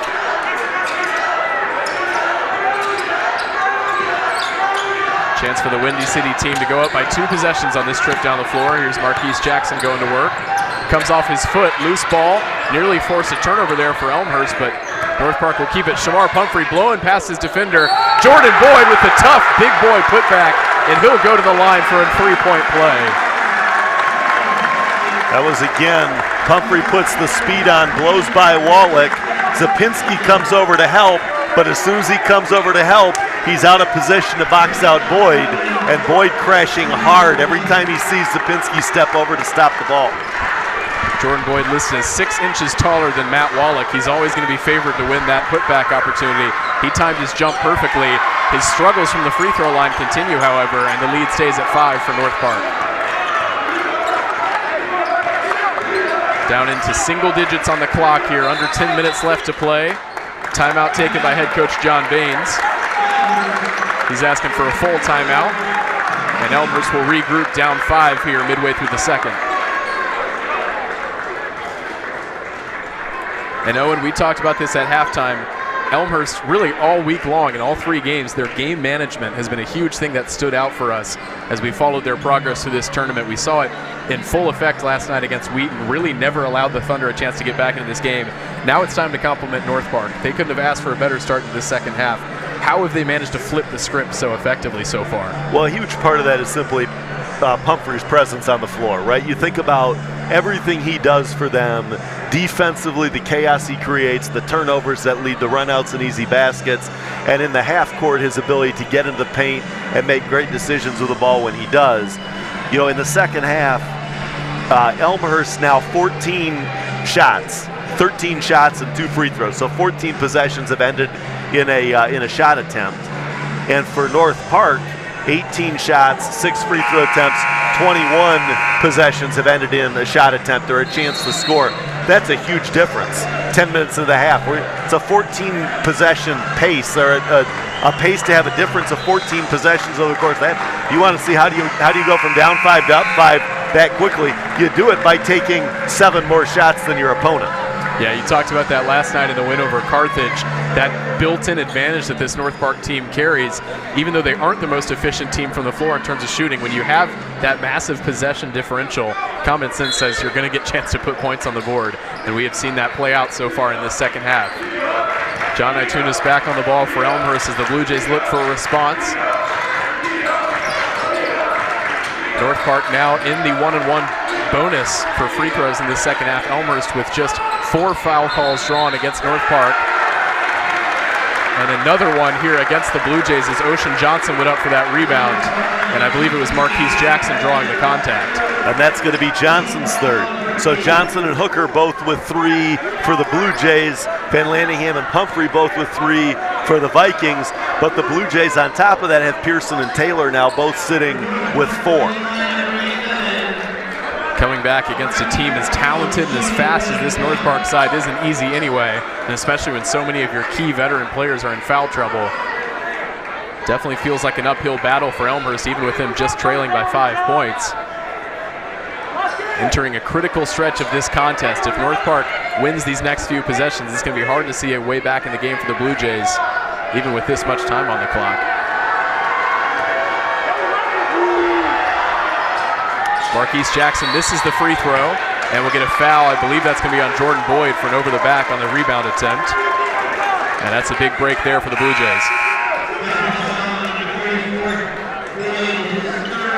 If North Park fail to close this game out, their woes from the free throw line tonight is going to be a major storyline. They have to be regretting how many points they're leaving from the charity stripe. Yeah, 15 to 27 now from the foul line.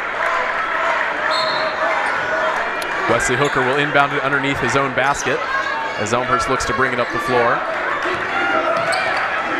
The winner, of course, of tonight's matchup not just claims the conference tournament crown, they also earned the conference's automatic bid to the 2023 NCAA tournament. That field is set to be released at noon Central Time on Monday.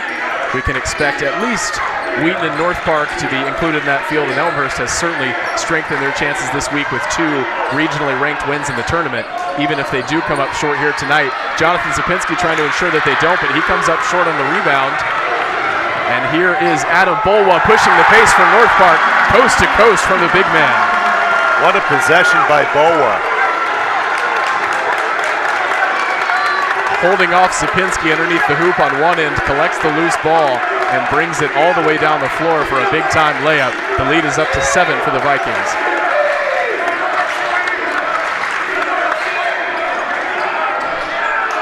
Another missed shot attempt there for the Blue Jays. We'll have a foul on the floor here against North Park. That'll be on Marquise Jackson. I believe that's his second of the game, and it is.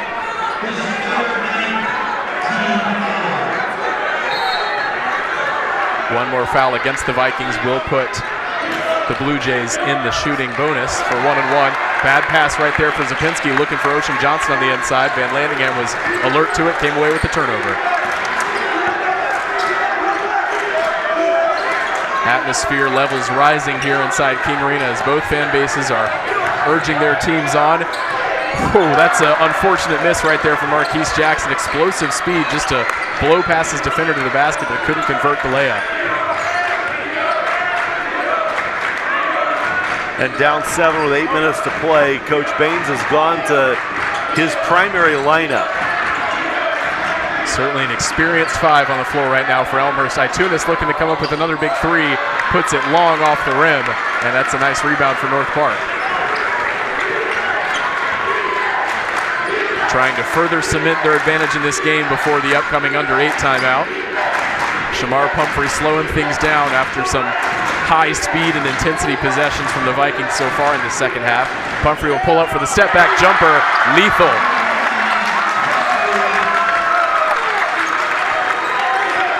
Everything going the Vikings' way so far in this second half. Here's Wesley Hooker trying to come up with a response. Lost control of the ball, but it will be a foul call against the Vikings on the shot attempt.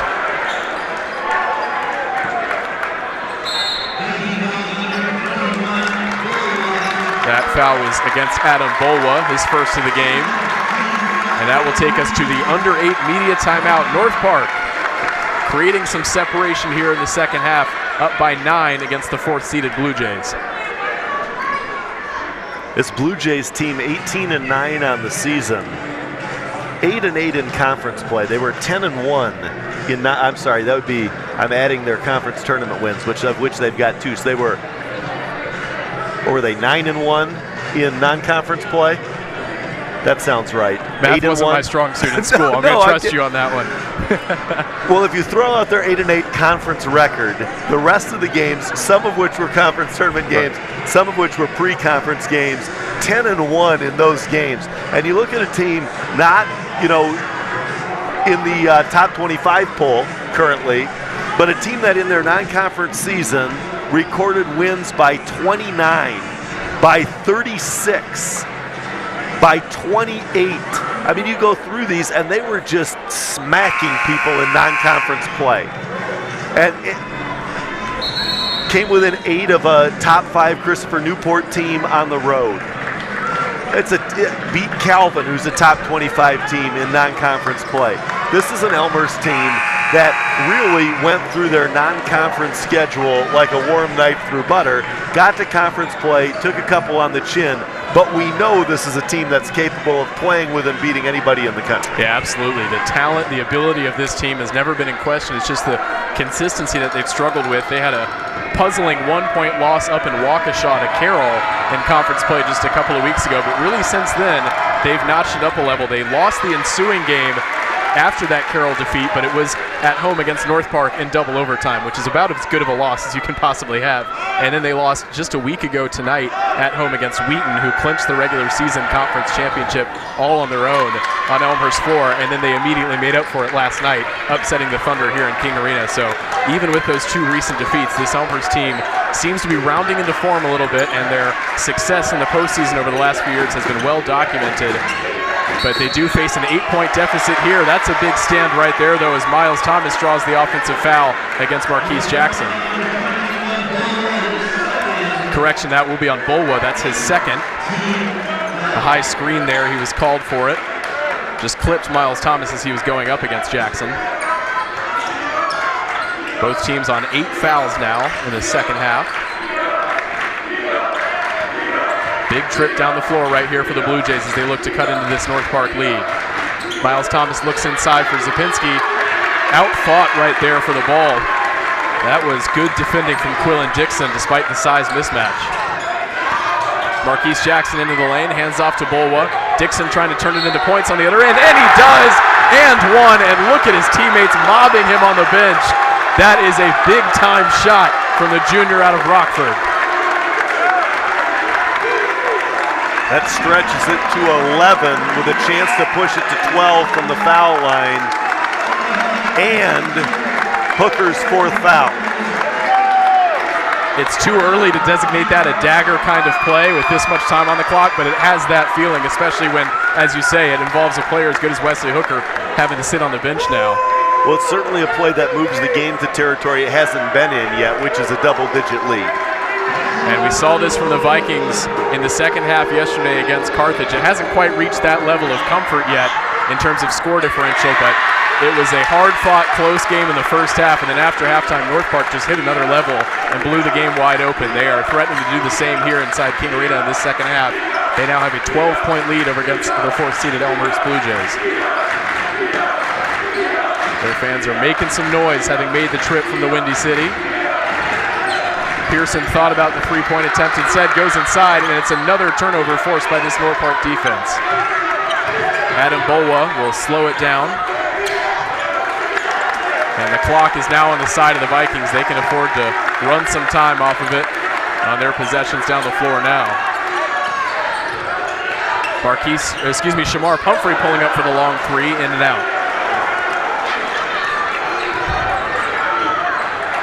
Here's Itunis trying to look for a quick response for Elmhurst. Matched up by Van Landingham. Pumphrey coming over on the double, and another turnover for North Park. Oh, and there's not enough we can say right now about this defensive efficiency from the Vikings. No, that's now 10 second-half turnovers forced by the Vikings, and another one forced by Shamar Pumphrey. It is not easy to rattle this experienced Elmhurst team, but they look rattled right now. I think we had an inadvertent whistle here, so we'll have a restart of play for an inbounds pass for the Vikings.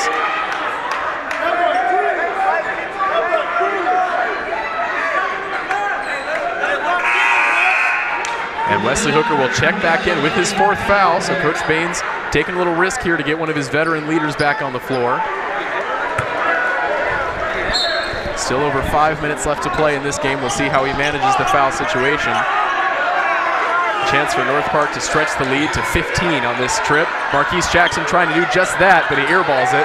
Huge rebound from Quillen Dixon, but his feet were on the line. It'll be a turnover.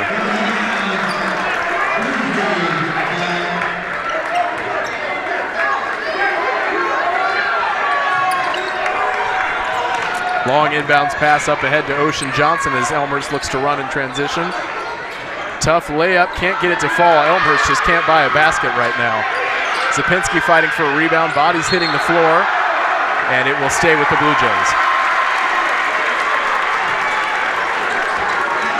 Exactly 5 minutes left to go in regulation here in King Arena as we see Jordan Boyd check back in for North Park. The great minutes out of Boa. Yeah, he is a versatile player off the bench. Loves to make an impact at both ends of the floor.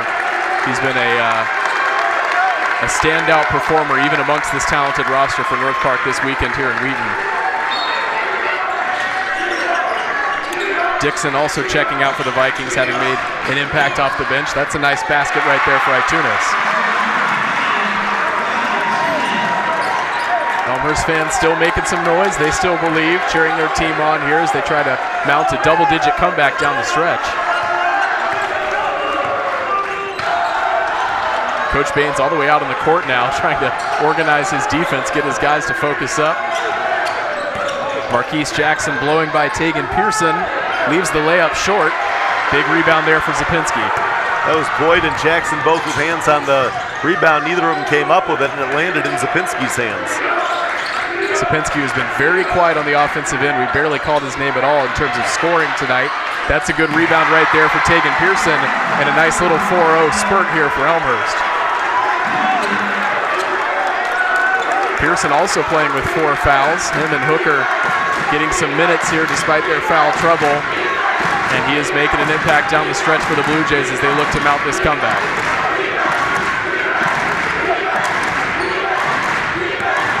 Shamar Pumphrey taking over ball handling duties once again for the Vikings. Next whistle will take us to the media timeout. Inside to Jordan Boyd, that's a nice feed. Plenty of contact with Zapinski, but the referees let him play. And it was a timeout call. That was a great vertical contest by Zapinski. Outstanding defensive play there. And what a heady play by Boyd to get that timeout and protect their possession. Yeah, him and Van Landingham were right on top of that, quickly gesturing to the referee just to keep ball. As Owen said, North Park with a chance to maintain the ball and extend their lead coming out of this next timeout. 8-point lead as we are under 4 minutes left to go in King Arena. And you got to give the Blue Jays some credit here, Owen. This game was seemingly cruising towards a North Park victory, and Elmhurst has shown their experience and their mettle in these last few minutes. Absolutely. The 2 big, tough veteran guards, obviously a team, Zapinski as well, who have been here plenty of times. The moment's not going to be too big for them. Now, they may not end up pulling it out, but you know it's not going to be because they haven't been here before, because they're not ready for it, because they don't know how to handle it.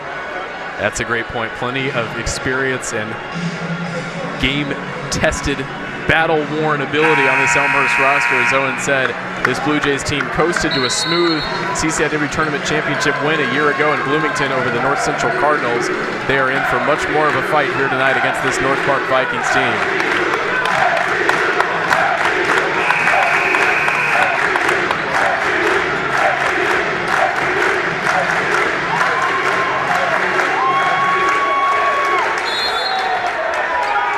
Technically a neutral site game, but you wouldn't know it from the noise that the fans are making tonight for both fan bases.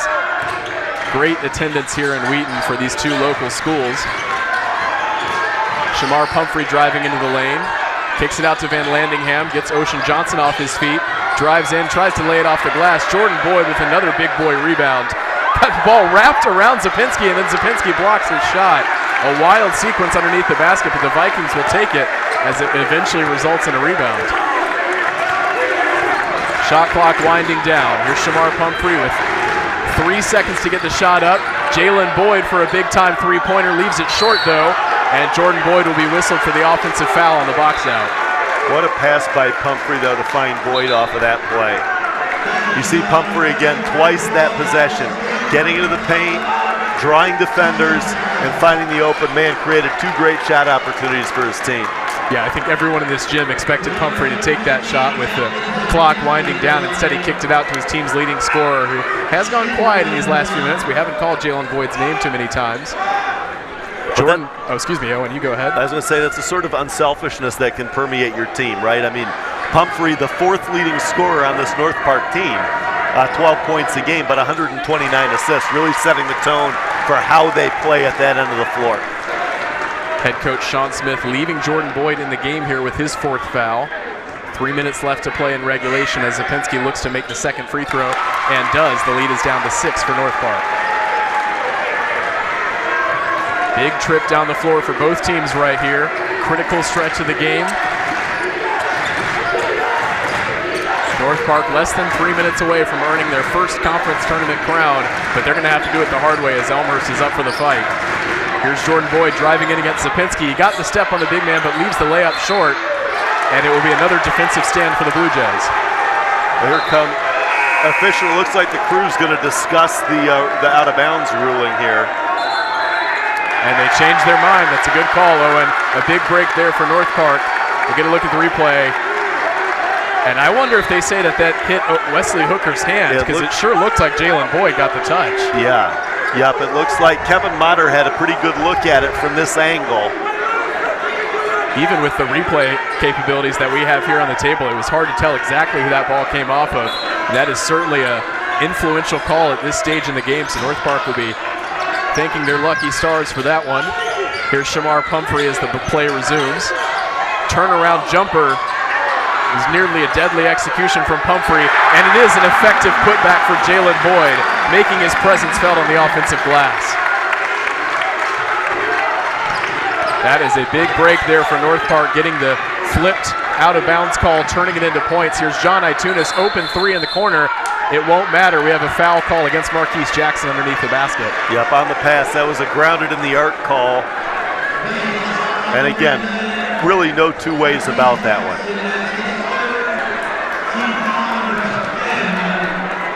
Miles Thomas a chance to make it a 6-point game here from the free throw line. Elmhurst, the 2nd best free throw shooting team in the CCIW. They've been generally solid tonight from the line, but that's an example of the curse of the commentator. Cole Hornbuckle checking back in for the Blue Jays.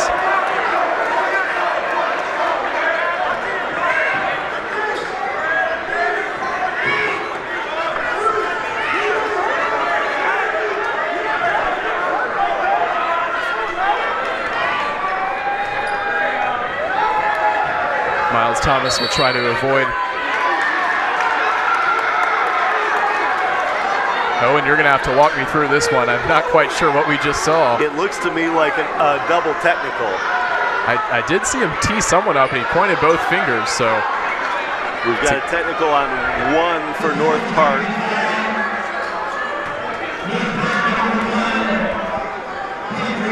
So Shamar Pumphrey charged with the technical. It was hard to tell who the Elmhurst player was. And the Elmhurst technical, I think, was on 11 Thomas. So those 2 guys drawing at each other on the foul line. And that's risky for Pumphrey because that's now his 4th. That's exactly right. That's a rarity. You don't get a lot of those calls. Haven't seen many of them here in King Arena this season. They'll have another whistle here as North Park now leads by 7. As we've seen now twice today, a double technical doesn't lead to free throws, right?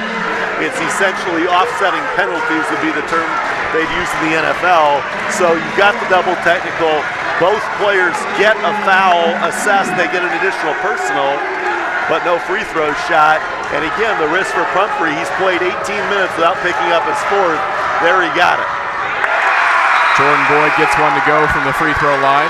Shushes the Elmhurst student section as Van Landingham now kind of sarcastically telling them to get up on their feet. There is no love lost between these 2 teams right now. A physical, hard-fought matchup that we've been treated to here in King Arena tonight. And Boyd now 5 of 10 from the line, but that was a big one. And now it's your turn to jinx him from the foul line. Now shooting under 50% from the charity stripe. Still gives North Park an 8-point lead as we hit the 2-minute mark here in regulation.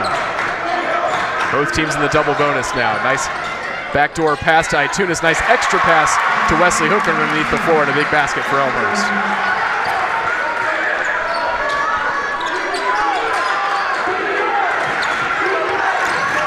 Time firmly on the side of North Park at this stage in the game. They can afford to slow things down on the offensive end.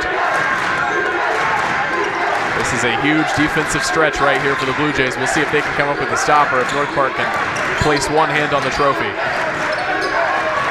Colin Van Landingham exploding into the paint. Too strong on the layup. Zapinski defended him well.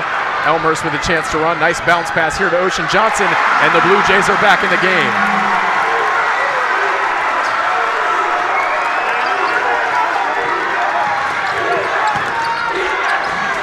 Things heating up a little bit for North Park here as they look to close this one out, feeling the strain a little bit. Elmhurst doing well to work their way back into the game. That's a risky pass for Jordan Boyd, but he corrals it and kicks it back out to Shumfrey. And you know Elmhurst would like to foul Boyd when he gets it. He's had it twice, but they haven't been able to lay a hand on it. Here's Jalen Boyd out to Jordan for the jump stop. Nice basket right there. North Park back out by 6 as we are under a minute to play. Long three from Tegan Pearson. That would have been a huge conversion. Instead, it's just a forced shot on the miss and a foul drawn by Shamar Pumphrey against Jonathan Zapinski, and North Park can feel it. They are 42 seconds away from a conference victory. This is still a ton of time. Yeah, plenty of time left on the clock in a 2-possession game, and North Park will need to convert these free throws if they want to further extend their lead, which has not been something that's come easily to them tonight. Right now, North Park has taken a ton of free throws, 30 of them. This will be their 31st, but made only 17. Now, some of that is who's shooting those free throws, right?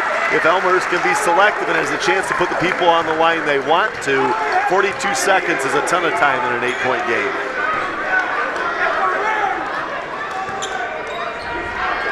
You say 8-point game. If Pumphrey misses this free throw, that's on your shoulders. All right, you got lucky there. You got lucky. 79-71 lead now for the Vikings as Quillen Dixon will check back in for them. Of course, the risk for Elmhurst with the foul trouble they have is they put somebody on the line and lose one of their best players. Yeah, that's exactly right. They're going to have to be very decisive about who commits those fouls. Itunes loses the ball, but North Park is whistled. And that you don't want if you're North Park, is to give them a chance to put points on the board with no time coming off. And I believe they charged that to Jordan Boyd, and if so, he is fouled out of the game. Yep, that was indeed his 5th, so he will have to take a seat and he'll be replaced by Jalen. But an outstanding effort.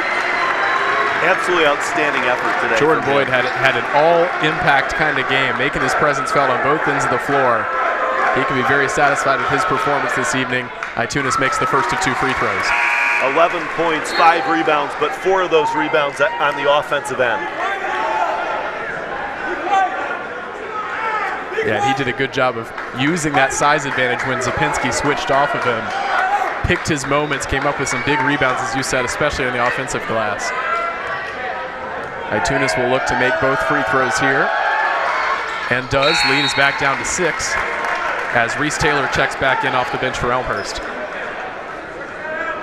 It's an offensive-defensive sub here for the Blue Jays as Itunes will take a seat. Shamar Pumphrey with that fast ball handling ability, and he draws the foul in the backcourt.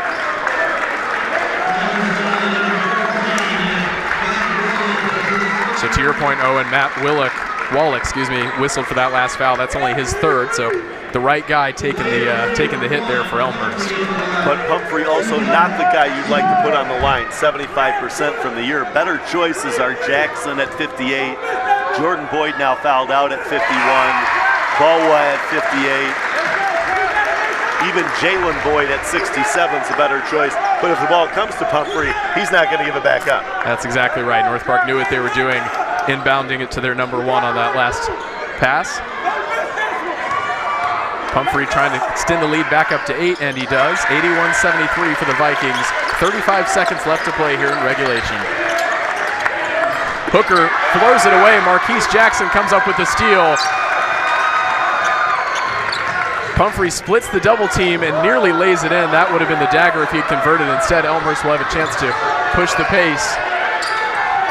Wesley Hooker needs to score this one, but he comes up wide. Ball bouncing around, comes back into Hooker's hands. He lays it in. Lead back down to 6 with 16 seconds left to play. Yeah, not the wisest choice by Pumphrey there. As well as he's played, you're better off taking a shot clock violation, burning that whole thing, than you are giving him a miss. Yeah, that's a good call. Wasting the time off the clock is more valuable than points right now for the Vikings. That's a light criticism the way he's played this second half. As it's certainly not in this position without his performance this evening. Certainly one of the standout performers, and he deserves a lot of credit, particularly because he picked up those 3 fouls so early. His minutes were limited tonight because of foul trouble, but he has made a huge impact in his time on the floor for the Vikings. One of the major reasons why they're in this position this late in the game. And the mental toughness to play that well, to play that boldly, to play that aggressively when you've got 3, and to just go out and play your game anyway. That takes a special type of player. North Park trying to earn their 22nd win of what has been an outstanding season. They already have the most wins in a season since 1987, and Shamar Pumphrey puts the exclamation point on.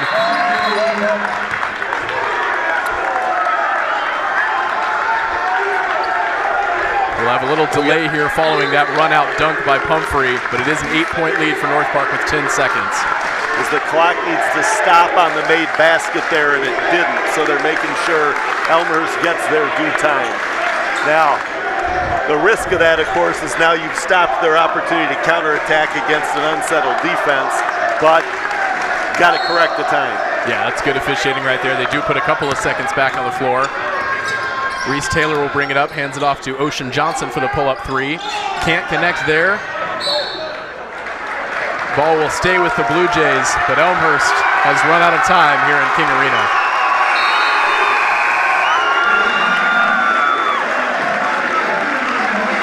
An impressive run to the CCIW Tournament Championship for this Blue Jays team. They fought off a dangerous North Central squad in the quarterfinals on Tuesday night, earning that win in Elmhurst. Then they thoroughly outplayed the regular season champions Wheaton Thunder here on their home floor last night, but they come up short of earning their 2nd straight consecutive conference crown. The 3 is no good at the buzzer, and ladies and gentlemen, for the first time in program history, the North Park Vikings are the CCIW Men's Basketball Tournament champions.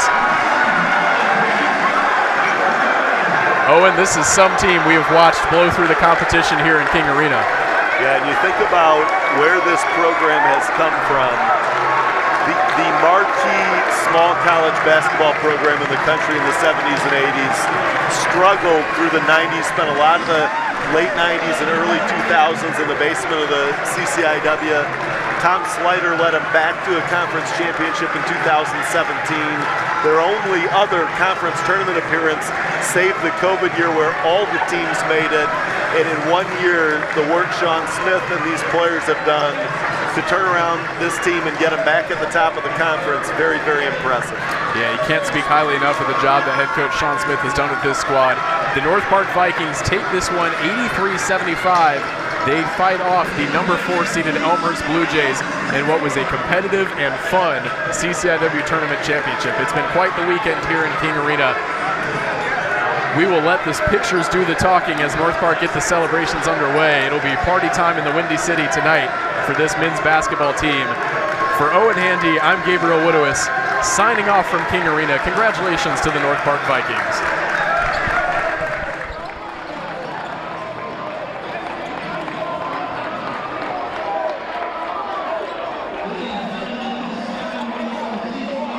Associate Executive Director Brian Moore to the court for tonight's awards presentation. The CCIW would like to thank the athletic staff of Wheaton College for hosting this year's CCIW Championship. Let's give them a round of applause. We would like to recognize the student athletes and coaches from North Park This year's tournament runner-up, Elmhurst.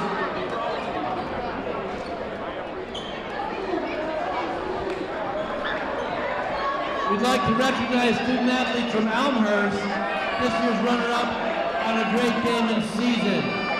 For the presentation of the 2023 CCIW Men's Basketball Tournament Championship plaque, at this time we'd ask North Park's captains to step forward and receive the tournament championship plaque. The Vikings won the CCIW tournament title, posting a record of 13-3 in CCIW play and a 22-5 overall record. They earned the conference's automatic bid to the NCAA Division III National Tournament, with dates and locations yet to be determined. Congratulations, North Park, the 2023 CCIW Men's Basketball Tournament of Champions.